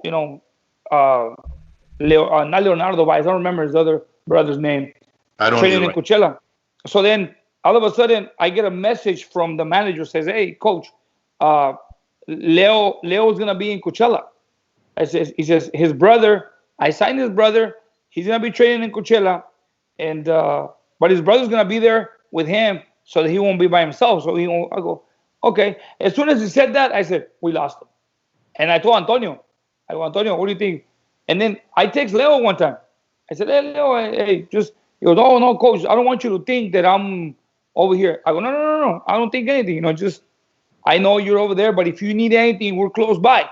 Oh, no, muchas gracias, coach. Ya sabe, aquí voy a estar con mi hermano para que no esté solo. Ándale, pues. I'm in Vegas with my son. And as we're driving back, my son shows me what? Leo Baez. So I call Antonio. I go, Antonio, did you know that Leo Baez is fighting? He goes, I just heard. Who's training him? I guess Raúl Lau and Marcos Caballero. I go, okay. I didn't say anything. Yeah. That was it. But I knew that once he was in Coachella with his brother, I knew we lost him. See, pinche Beto, you're a matchmaker. You're starting fights here. No. I'm just talking about the same tweet that Junior saw. That's it. Yeah, same one. Same tweet. Okay. Hey, just tell Ernie. Ernie's the guy in charge of fighter liaisons. He should have told me not to ask this question. No, but you know what? I mean, yeah, it was a surprise. Eduardo Baez is the name. You had worked at least 3 fights with him, no? Yeah. Yeah, 3 or 4 fights. Because he beat Melian. I think you worked the Melian fight. Yeah, the Melian fight. Mexicali. Mexicali. And then another And then one. the one he did recently in Indio again after, no? Yeah, Or and he then did another one. So yeah, those three. I think like 4 fights. Negret, no. His first fight with us was Melian, I think. Melian, yeah. Your first fight with you guys was Melian. Melian, Yeah. Mexicali, then he came back and fought again in Indio, our last show that we did at Fancy Springs. But that's the thing. Okay, now I'm going to transition to this, Joel. How do you, as a professional, not hold a grudge? Because on Tuesday, Timothy Bradley, a guy who used to fight for you, now you have to do fighter meetings with him. How do you not hold that? You know, it's something that I have to deal with, and I have to be professional about it because, like I said, I mean, it's not gonna be the first or last.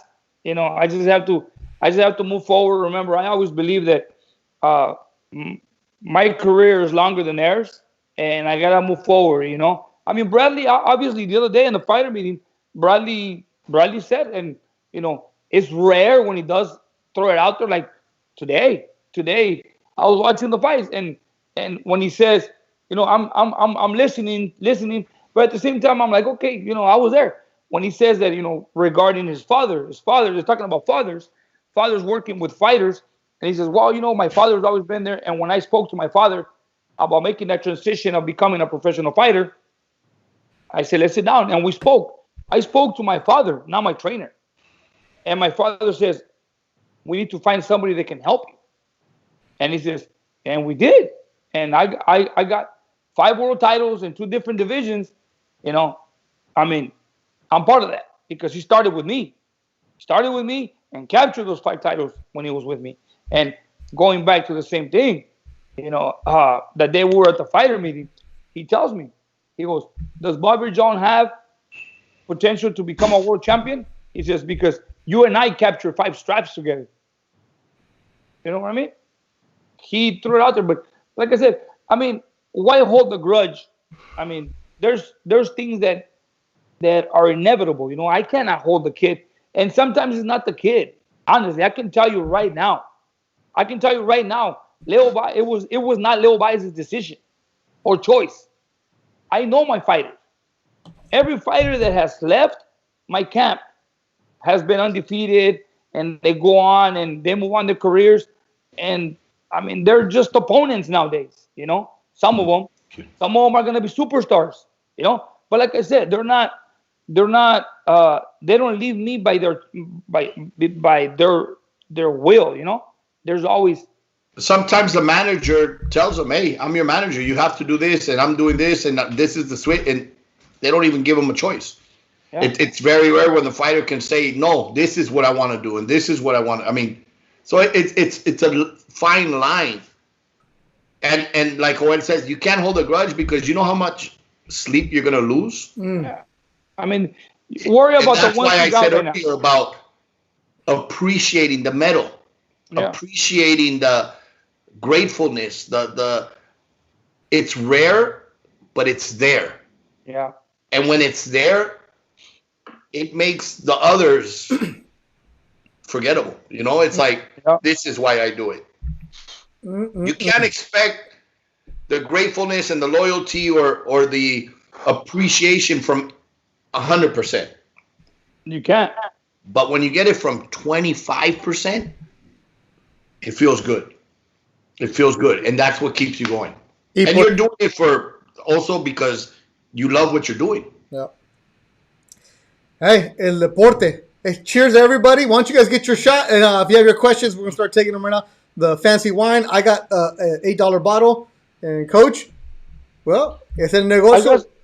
What do you got, the tequila still? Silver tequila. Yeah. Herradura tequila. Oh, no problem. All right, we're going to take a couple questions. If anybody has questions, line them up. Good ones. Eso mero, Coach. Woo! That's the way to do it. That's the way. ThursDIAZ. We'll do it again. ThursDIAZ. Once again, Roberto said at the top of the show, for those of you just joining us, Golden Boy will be in action at the end of the month. Virgil Ortiz will be on the card. A big announcement coming up later. But if you guys want to see the announcement, just go to Oscar De La Hoya's Instagram. He already posted it.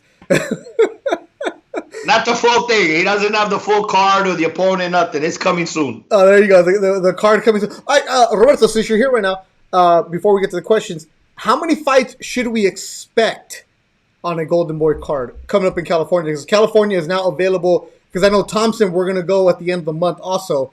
So how many fights could you expect? So a lot of the regulations and everything when they started the talks before the first show started was to try to keep the staff, everybody to the minimum. If there's less people involved, less chance of contamination. So the first talks was 3 fights on a card, which is very little. Yeah. I mean, with the amount of fighters we have in the stable, we'd have to have a card every day. So Oscar and Eric, fought, and we now have it to 6. 6 fights. It was 5, and then they're pushing for 6. So we're trying to have 6 fights. I think Top Rank's been having 5. So we're pushing. It's between 5 and 6 fights per card, and that's what we're working on. It's going to be limited. It's no longer the days right now for the time being of 10 fights per card. It's till the time being, it's going to be whatever they approve us and the rounds. But we got to adjust as long as these guys could start getting in the ring.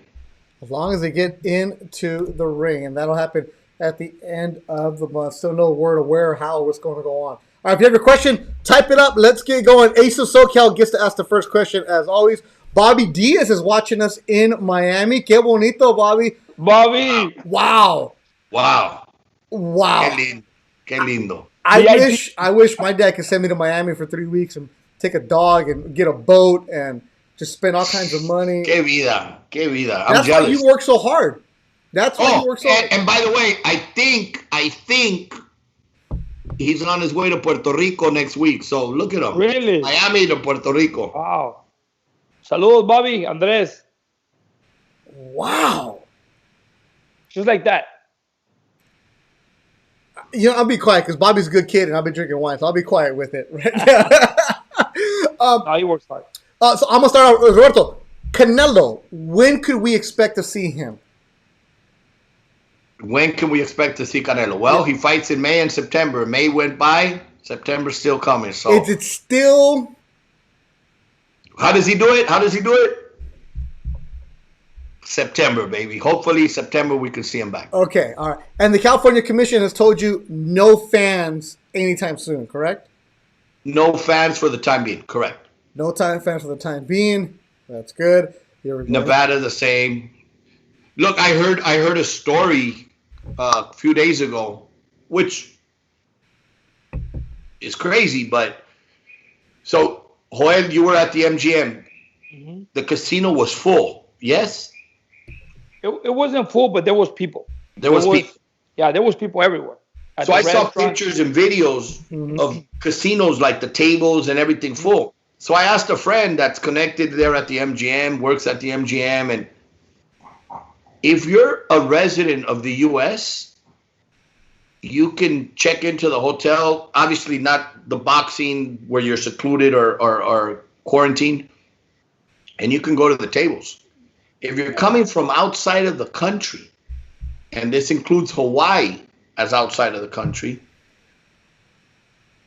you're quarantined for 14 days in a room before you can hit the casino. So I tell my friend, hold on. If you're coming for a weekend, you got to be 14 days in a room before you can hit the casino for a couple of days. Yeah. Wow. You got to be quarantined. So I don't know how they're, it's going to work, or if from the airport they know you're coming from out of the country and from there they notify. I don't know how it is, but they're quarantined. So it's not just walking to the hotel, which for the people that are there, it's fine because you're taking measurements, but it's not your normal walk in unless you're from here. So there is certain restrictions. Crazy. Here's one for this Saturday.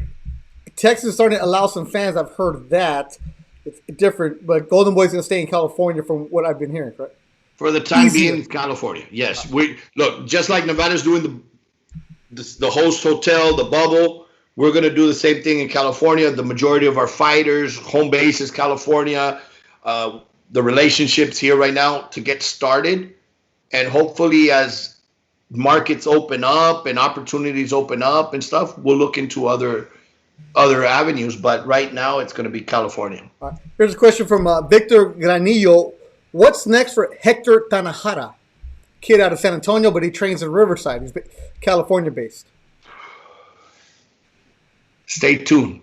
Oh, Stay tuned. Hector, you said who asked the question? Victor Granillo.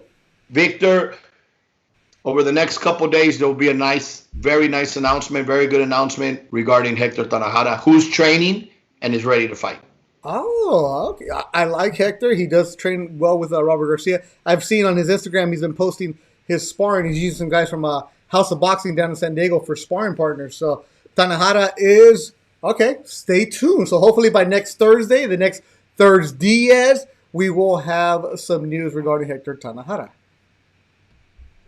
The 210 is active. Joshua Franco will be bringing a world title home next week. That's what I'm asking you here. It's not an easy fight. I mean, obviously, when you're fighting for the world title, it's not supposed to be easy. He's fighting an undefeated champion who is very tough, very strong. Australians normally are. But Joshua Franco, I'm going to tell you, in those 3 fights with he was talented from the get-go. He fought on a Canelo fight in Dallas when Canelo fought Liam Smith. Had a beautiful knockout over one of Eric Morales' kids from Tijuana. Mm-hmm. Tough kid. Beautiful uppercut. Knockout of the night. Joshua Franco, every fight gets better and better and better. The kid is ready. He will be bringing back that title. Joshua Franco is a fighter that, Roberto, you matched him up well in Puerto Rico. We're in Puerto Rico? Yeah, Puerto Rico when he fought Argentinian kid. Got stopped too early, in my opinion, as a broadcaster, but he learned from it. He's come back. Now has a chance for a world title. Now this is coming from a guy named Kim Steve. Not Steve Kim. Wait, that's his alias. Yeah, his alias. You can listen to Steve Kim and Mario Lopez on the 3 knockdown rule. They want to ask a question right now. That way he can use it on his podcast. Steve Kim, by the way, a great writer for ESPN. Does a great job covering them. From Steve Kim, who joined us late. What's the latest on Ryan Garcia, Roberto Diaz?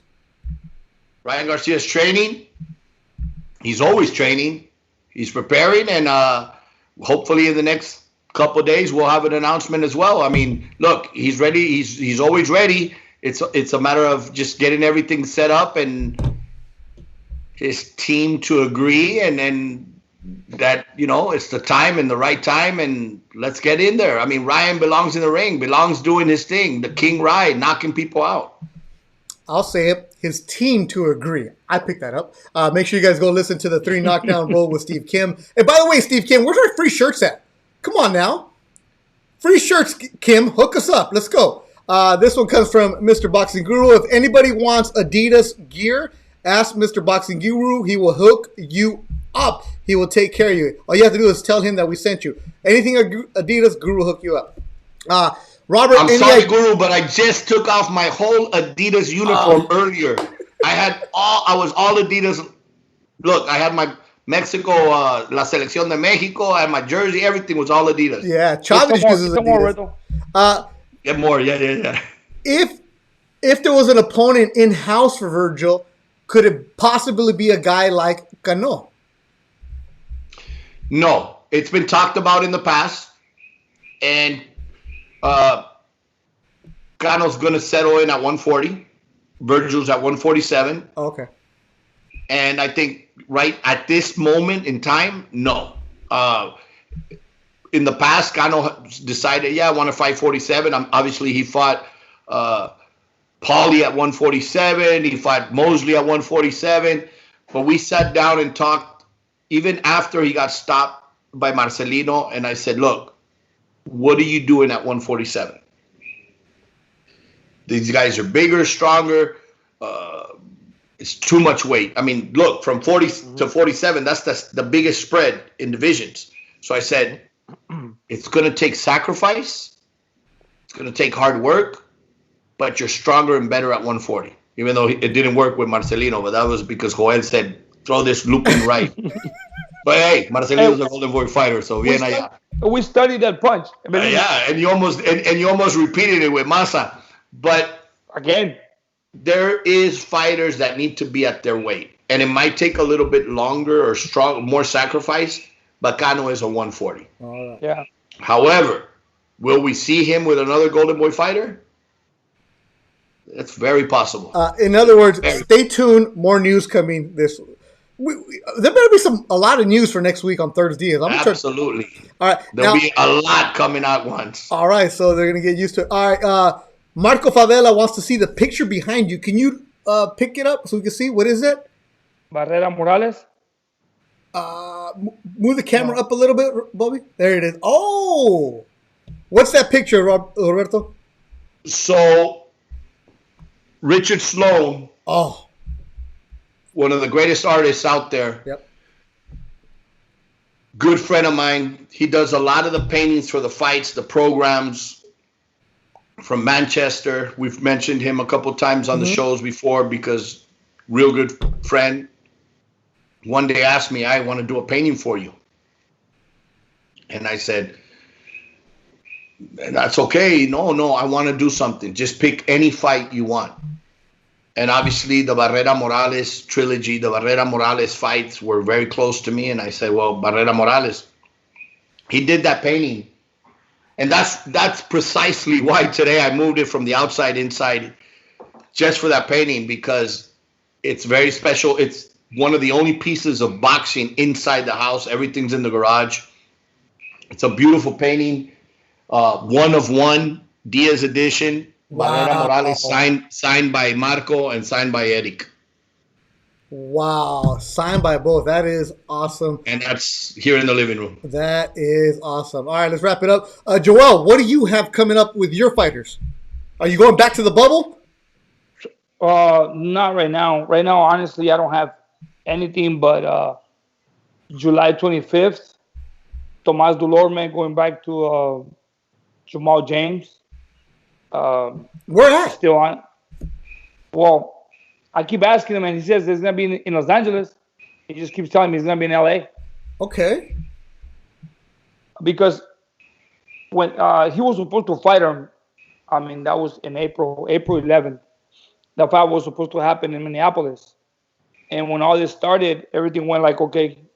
And now he finally got the news, the fight's on, going back to July 25th. And I said, where? And let us know. So recently they said in LA. And I asked them a couple of days ago again. So the fight, they said nothing has changed. Everything's still the same in LA. So. Okay. So they keep telling you in LA. So you have one guy coming up. All right. So that's been good. Another edition of ThursDIAZ. That was fun. As always, Joel, thank you so much for surviving the bubble and bringing us back to good information. Joel will take care of you soon. Roberto Diaz, as always, thank you so much. And to everybody that's been involved, if you missed it, if you just joined us, you can go and listen to this on iTunes, Spotify. That's for the podcast. Oh, one more drink? Oh, pues si tienes otro. One more. Let's close it up. Let's close it up. A shot. And if any... Hey, but we started at 8:30. We should go to 10:30. Oh, if you guys want to keep going, I'll keep going. Get more questions. Oh, well, forget the questions. How about you guys just tell the stories? Look, when we got to Vegas Saturday, I was going to tell you this. When we're talking about the casinos and how much there is people in Vegas. Real quick. We're going to 10:30. Forget the questions. You guys just tell stories. Forget these people. See, the thing is, you know, my son was at UNLV. Yes. Okay, so every time we go to Vegas, he always likes to go to a restaurant out there. And our mentality was when we get to the hotel, we're not going anywhere. We're just going to stay there. That's why we had bags. I took my coffee pot. I took, my wife packed me up with a bunch of stuff. And he himself went to the store the night before and loaded up with all kinds of snacks. And And I then, heard he bought like 7 pairs of shoes though. yeah, man, he's a shoe freak. Well, Hey, so sorry. Before I don't want to interrupt, but good. I saw on Netflix, and he must know him. Uh, This little show the other day. Un gordito from Arizona. Mm-hmm. He owns I a saw shop. that. He's a crazy name. Yeah, I saw that What's the show. guy's name? I don't know their name, but I saw that show too. Crazy. I mean, it's un gordito, like hilarious, like a comical guy. Dresses ridiculous, this and that. Even Pepe would say, "Ay cabrón ese güey." Pero yeah. that's his business. Yeah. He buys and sells vintage shoes. And I thought about Joelito when the guy came out to buy. What do you have? And this guy pulls out a box of the Back to the Future shoes. Mm-hmm. And buyer was like all excited. And all I could think of is Joelito, because he told me about those shoes. Yeah. There's a new version of the shoes that I guess lace up like automatically. Once you put your foot in, the shoe laces up like the original one in the movie. Right. But that's not the original shoe. The original didn't lace up. This guy had the originals, and he sold them, and it was on the show. So I saw it on Netflix. It was funny because I thought about Roberto, last week, he pulled out all his shoes, right? I mean, he couldn't fit all his shoes in there. So he told me, "Hey, Dad, I would like to have this in my room here and there." I said, "What do you want to do?" So we designed this room. Now he sent me pictures. You saw I've it? seen it. Hey, it looks like a pinche tienda, man. It looks like a store.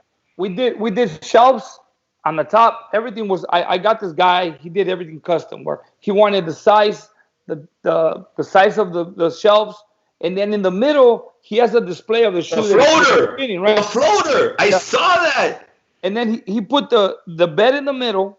He's got shoes. He's got 4 shelves on this side and 4 shelves on this side, and they're all full of shoes. And then he has 2 that run across the whole room. That's the gloves or something, no? Like boxing stuff. No. He has shoes, plus he has one just for like He has boxing gloves, like all the way up top. Omar Figueroa. He has my IBF belt on top, and then he has Omar Figueroa give him a pair of gloves after his fight. Bradley gloves that were used in fights. So right now his room is perfect. As a matter of fact, last night he put some LED lights all the way around. That's what he told me he was missing. He said, "I just want to put LED lights, like different colors on the shoes, every shelf." I'm like, cabrón, parece una tienda. He did that last night. That's awesome. That's awesome. You know, you mentioned about Omar. When during this pandemic, where I think we're close to 100 days, I'm going through all my stuff in the garage, fixing it, cleaning it, putting things away, hanging things, putting things in bags, and I found a T-shirt that Omar gave me from one of his fights.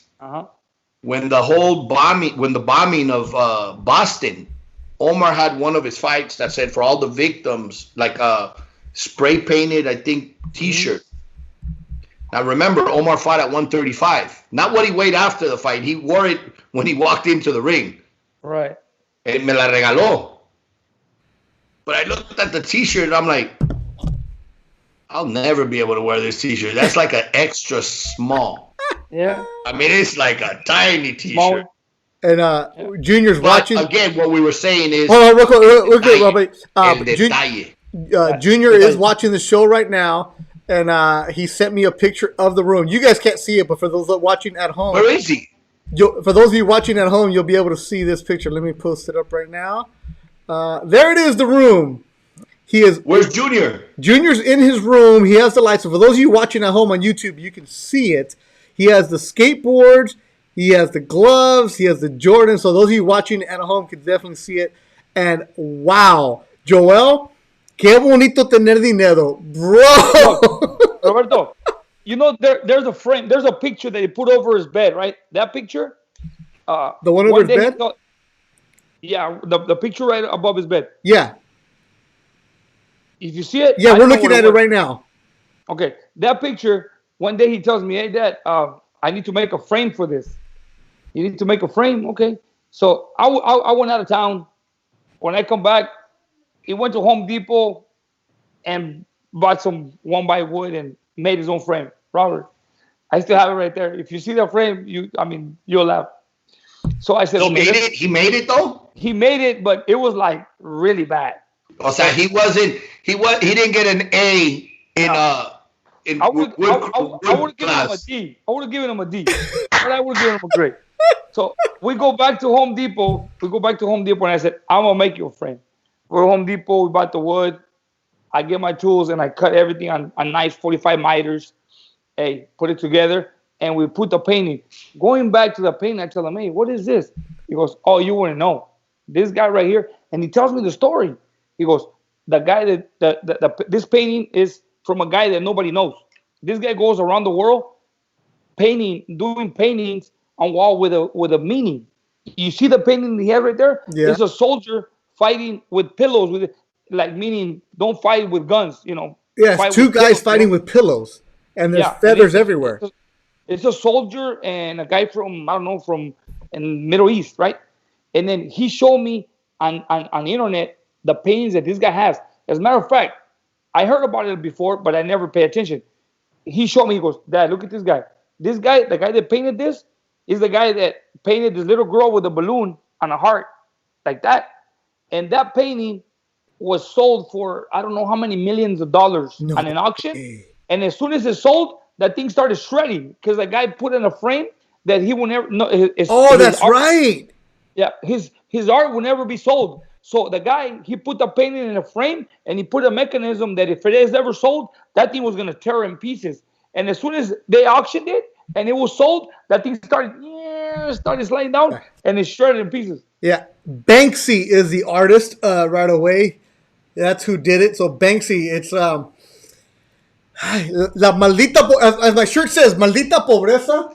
Wow, you definitely have that. No, but it has nothing to do with me. It's his stuff. I mean, I took care of his room and stuff, but the shoes and stuff, once in a while I'll help him. But other than that, that's what you do as a parent. You want to make sure that your kids have a better opportunity than you do.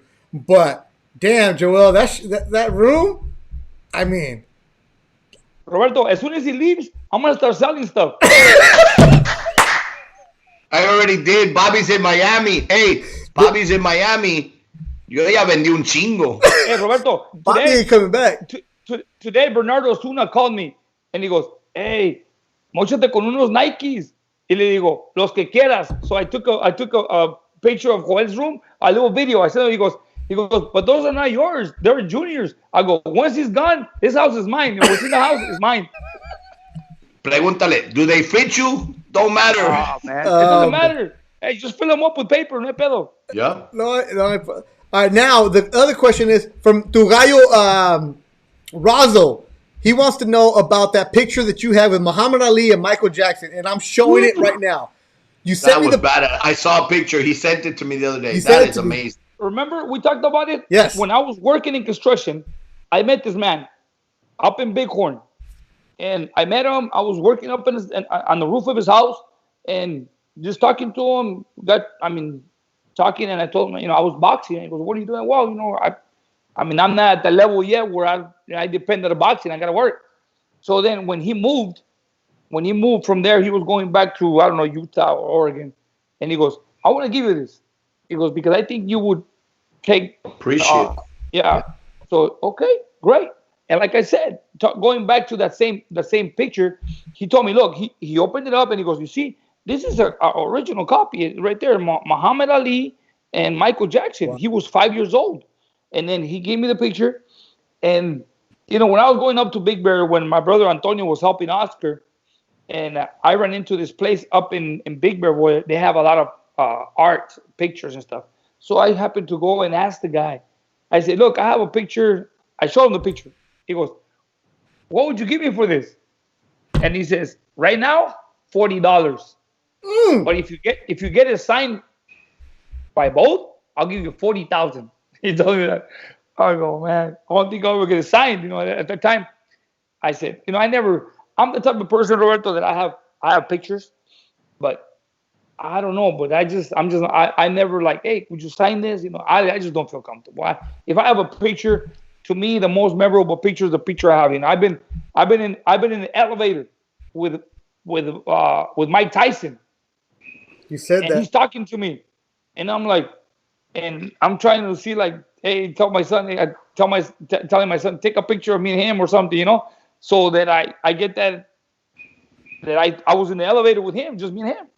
But no, I'm just not like that. No, it's true. It happens because a veces no es pena. Because I'll tell you, before I got involved in boxing, I was that fan that would go to the fights, see the fighters, and it didn't matter if it was a top 10 or world champ. It didn't matter. I would take pictures. Hey, una foto, una foto, una foto. I got so many pictures with fighters in the garage. And then what I would do in the next fight, I would take my pictures, blow them up, 8x10s, whatever, and then go to the fights. And, there's Julian Jackson. Yeah. Boom. Hey, Julian, can you sign it? Obviously, they see a picture with you and him, so they'll sign it. It was very rare that you get, no, I'm not going to sign it, because it wasn't the glove. It was for personal reasons. It wasn't for resale. Right. Now, today, that I work with some of the greatest athletes in boxing, ya no me gusta go take a picture or ask, because I know how tired and how they've been approached by so much that the last thing I want is, hey, can I get a picture? Not with the phone. It's easy. Hey, can I get a selfie? Can I get a... But I don't. So I understand that part. It's now more of a, if I see a movie star or a singer or something that's not where I'm involved in. Exactly. Maybe I'll be like, hey, una foto. But you're rubbing shoulders all the time, having dinner, watching my fights or this and that it's almost becomes a natural that tomorrow. However, I will say this. If it's somebody you like or admire, take the picture, because you don't know si mañana va a ver tomorrow. Especially with boxers. Me, Muhammad Ali. I never met him. Yeah. That's my idol. And I wish I would have taken a picture with him. I wish I would have met him. So now I try to put this after this lockdown. The next time I have a chance, I'm going to go say, hey, Beto, una foto, cabrón, porque I want to save it, for these ThursDIAZ. Yeah, exactly. Now, think about this. What about, since we're going to go into this world, what about the guys that are there and they've already taken 10 pictures with them? Joel, you've seen those guys where they come in, it's like, ay, enfadan. Yeah, and I've seen it from Chavez. When we were doing the ESPN, a los golpes at the ESPN studios, Chavez will walk up to the door, and there was always the same guys outside the bench sitting, waiting for him. And Chavez tells me, he goes like, man, these guys are always here. Look, Roberto, now, earlier you mentioned Lorenzo Mendez, okay? On your birthday, I was right there, just sitting down. When he was singing, it caught my attention. I mean, we love music. I'm a person that I love music, and I acknowledge a good voice. So I'm sitting down. Everybody's just standing in front right there where he was singing. So I told my wife, "Who's that guy?" And then she goes, "Lorenzo Mendez." And then my wife told me, "En qué banda tocó y todo." So I remember I got up and I'm standing right there just watching him sing. Roberto, as soon as he's walking like towards his table, because his table was, and then he goes, "Can I take a picture with you?" Hey, Roberto, I go like this. Watch, I go like this. Me? He goes, "Yeah, you." And he goes, "Man, you're a great coach." And then Chiquis gets up and she goes, "Oh, he's a big fan of yours." And I'm like, "Well, can I take a picture with you?" Sure, let's go. So we took a picture with my wife, Chiquis, and him. We have a picture together, all four of us. Awesome. And you know what? Lorenzo loves boxing. Roberto, but it threw me off because I'm watching him sing, and as soon as he's done, he's walking to his table, and he looks at me and he goes, "Oh my God, he recognized you. Can we take a picture?" And I'm going to just. And you're thinking, I want to get a picture with him. Yeah, so I go, "Oh, I want to take a picture." So then we all four of us got there and we took a picture. That's why he's about the only one that recently, after the Ryan Garcia fight at the forum, Was it Honda Center. at the Honda Center? Yeah, Yeah. at the Honda Center. We're walking out, and he was walking out, and we ran into each other. It was him and Chiquis, and then it was me and my family walking out, and we're, hey, how you doing? Hey, let's take a picture. So we took a picture again. That was last time I saw him. Dude, he is such a cool guy. And, Yeah. and I'll tell you, obviously, it's funny how that birthday happened. Mhm. It was my 50th birthday. I didn't want to, for 10 years before, hey, let's have a little dinner, a little cake, whatever. I don't want to celebrate. I don't want. But then 6 months before, it hits me. You know what? It's my 50th. I want to have a big birthday party. A la madre, let's do something big. So I start planning everything. It goes by like this. 6 months of planning, one night, done and over. Yeah.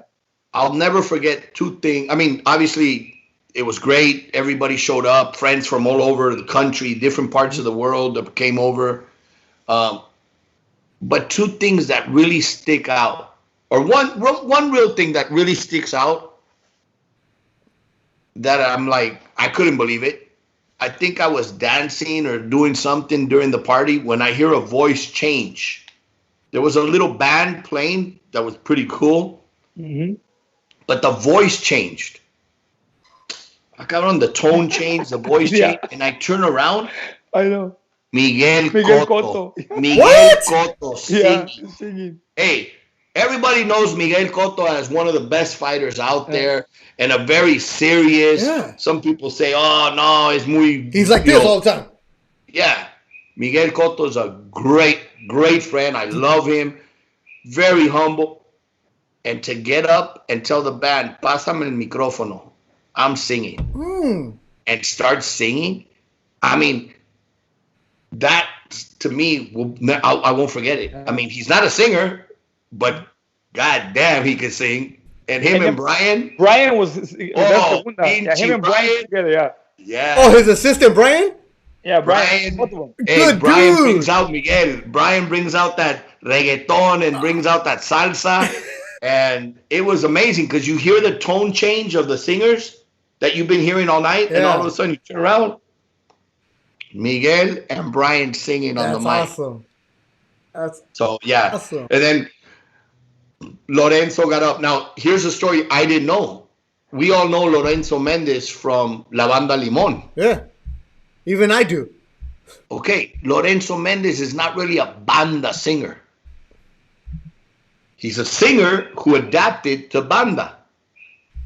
But you hear Lorenzo Mendez right now. I invite everybody who's listening or who will listen, go on YouTube, pull him up, go on iTunes, wherever you can find him. Bro, he sings romantic music, romantic song. His Really? voice.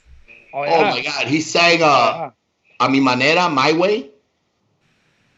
Frank Sinatra's, bro, he can sing totally different from banda. What happened was he was saying, hey, you have a good voice. Can you come into La Banda Limón? We'll put, okay, fuck it, I'll do it. Fuck it. But he's not a banda singer. Lorenzo is more of a romantic, love singer, you know, la música romántica. He has a good voice. Really good Now, voice. the Green Eyed Bandit wants to know, what did Miguel Cotto sing? Mi Viejo San Juan? No, he actually was singing salsa and it wasn't reggaeton, it was salsa. No it was salsa. way. Yeah. But he could sing. He could sing. Cotto's cool. I like because once he retired and we were doing those fights in Puerto Rico, somebody told me, a friend of mine who works at the Golf Channel says, hey, you're in Puerto Rico. If you ever run into Miguel Cotto, he's a big golfer. Mm-hmm. Mm-hmm. I didn't think nothing of it. We go do a fight in Bayamon, and we're there, and I see Cotto on his iPad watching golf on a Thursday. And it so happened, I was like, hey, Miguel, te gusta el golf? Blah, blah. We start talking. He and I, to this day, every time he sees me, ¿Cómo estás? ¿Cómo estás? ¿Cómo está el golf? ¿Cómo está el golf? ¿Cómo está el golf? And I'm like, I've never talked to Miguel Cotto about boxing ever. I've always talked to him about golf. Because he will watch Cotto, everything. there's a incorrect perception of who he is or how he is. Lo que pasa con Miguel Cotto is he's very serious. He's somewhat, you could say, somewhat shy. I see that. Yeah. Because es muy serio. He's funny. He's down to earth. Yeah. He's super, super cool. Super. I had a barbecue at the house one day. There was a big fight here in LA that we had. Golden Boy had a show. The show was done. I didn't want to go to the show. I was tired. And I said, you know what? I'm staying home. Miguel was in town. So I called him. I said, after the show, Miguel, if you want to come to the house, I'm going to have a barbecue. No, ¿sabes qué? I'll just go to your house. And we can watch the fights from your house. Him, Brian, and Hector came to the house. I'm cooking on the barbecue. And he says, hazte un lado. Let me cut it. And me joking said, te vas a cortar, cabrón. You're not used to tacos. You're you're mofongo. You can't do carne asada tacos. So he said, no, hazte un lado. And we're having drinks, talking. Everybody's having a good time. I find out the next day, obviously, I didn't realize that day, hey, Miguel se cortó. And I'm like, what? I felt bad because I said, te vas a cortar. Yeah, he started cutting the pinche tacos and he got cut. But tremendous guy. I mean, his family. Look, I said Bobby's going to go to Puerto Rico next week. Carla and Bobby are taking the Frenchie to Puerto Rico. It's the other son's birthday or vacation, Frenchie, but he's having surgery out there. You know, the Frenchies have problems breathing. Mm-hmm. So Miguel Cotto's vet is going to do surgery on Maximus because Maximus can't breathe. I've even asked Joelito, hey, does this happen to yours? He goes, no, not that much, but Maximus will be sleeping in the middle of the night, stands up, can't breathe, falls. So they told me his nostrils, everything, there's an issue. So he's going to Miguel Cotto's vet. Did you just say that your dog is going to Miguel Cotto's veterinarian? There's reasons. Here in California, the pinche vet me va a cobrar $3,000. So in Puerto Rico, it's 500. So there's flights, there's hotels, there's rooms, and. Beto, so what is it with Bobby? ¿Tiene un papá qué? Rico. Okay, look, now I remember that story. I'm going to close it up with this. Yeah, close it up with it. I go to Querétaro for a fight, right? And the manager of the fighter that I was training, he owns a line of hotels. Okay. He owns a line of hotels. So the guy has money. So we're staying at a hotel, and at this hotel, when you go to the restaurant and you eat, they give you your own check. They give you your own check because you write down the room number. You know the room number, and it's suspended, right? So, and then the manager brings his father. His father obviously has more money than him, even though he has a line of hotels. And we're sitting there. And obviously at the restaurant, they know him. So we finish eating, and they give every single one their own check. Querétaro, el jaguarcito? Sí, el jaguar. So, okay. Yeah. So everybody fills out their check, right? And then you put down your tip. So está el papá y el hijo. So then el mesero les da el cheque a todos, yeah, he gets it back. So el mesero conoce al papá y al hijo, ¿no? So le dice el mesero al papá, oye, cabrón, no la chingues. Tu morro me dio el 18%, tú me das el 10%. Le dice, sí, pero él tiene papá rico, yo no. That's why when he said that, I remember that. Like, hey, tu hijo me dio 18%, tú me diste el 10%. No, sí, pero él you're right, because the other day I ordered, obviously for a long time here, through the pandemic, all the restaurants open, but it was only for pickup. Right. So I told Bobby one day, hey, do me a favor. I ordered this dinner for all of us. Go pick it up. Here's the credit card. Ahí le pagas. He shows up, picks up the food, comes over, we eat. The next day I said, hey, ¿le dejaste propina, hijo? Sí. ¿Cuánto? Obviously, when you're eating in, they're taking care of you. Te están sirviendo. They're picking up play. When you pick up and take it home, pues tú te estás haciendo todo el rollo. I gave him 20%, Dad. ¿Tiene papá rico? First of all, the bill wasn't a little bill, and it was like, la chingada. It's not your money, huh? You normally give him 15, so I figured I'd give him. I said, cabrón, but we're not eating in. Yeah, papá rico. Te digo, él tiene papá rico, yo no. Wow. And on that, we will end Los Papás Ricos. Forget ThursDIAZ. Maldita pobreza. Yeah. Maldita We have a new pobreza. show called Papá Rico. Just don't give my guy Razo any more ideas, por favor. No. No more ideas for him. No producing, no nothing. Razo. Hey, by the way, you know who you look like today? Ooh. Pepe Gomez. No. There was a guy from San Fran. You've had him on your show in the past. He's a boxing fan. His dad was Freddie Prinze. Oh, Freddie Prinze. Exactly. What was his show? What was Freddie Prinze's show? And that's good because Freddie Prinze will be watching he watches the show. So Freddie Prinze is a big boxing fan. He's from Albuquerque. So Freddie Prinze. But his dad used to have a show called Chico and the Man.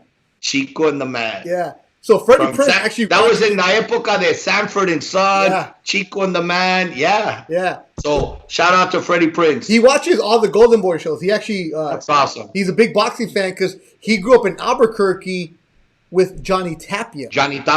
So the gym that Tapia was at, they would go to as a kid. So all kinds of good stuff. But this is, once again, another great edition of ThursDIAZ. Roberto, you back next week or you got fights? No. I'm back every week. Joel, you back Last next week? Last week was a hiccup. Yeah, you were sick. I mean, that's a good reason. Sick. You were sick. That's a good reason. And He wanted to give my guy some A airtime. little bit of airtime. Does anybody want Razo back next week? Absolutely. Back in the office, cabrón. So for everybody involved, once again, thank you so much for Joel Diaz, Roberto Diaz. Make sure you guys watch and review, share and like. Another good edition of ThursDIAZ. We went 2 hours and 10 minutes. The stories only get better. Thanks to everybody watching. Leti Ariola, Zulem Urbina, Marco Favela, everybody that tunes in early. Toño, hey, you notice how Toño Diaz was quiet today? Yeah, because after he threw that, he fell on the table type story. I know. Hey, by the way, Zulem Urbina's next fight will be for a WBC title. No way. Zulem, let's go get it. Absolutely. Really? Golden boy girl. Okay, when? I hope before September or in September. Wow. See? Zulem Urbina. And you know what? I'm going to call her in the next couple of days. I have ideas because I think No. there's something On there. this show, we don't want ideas because last time we had ideas, Razo was texting us in a group chat. No ideas.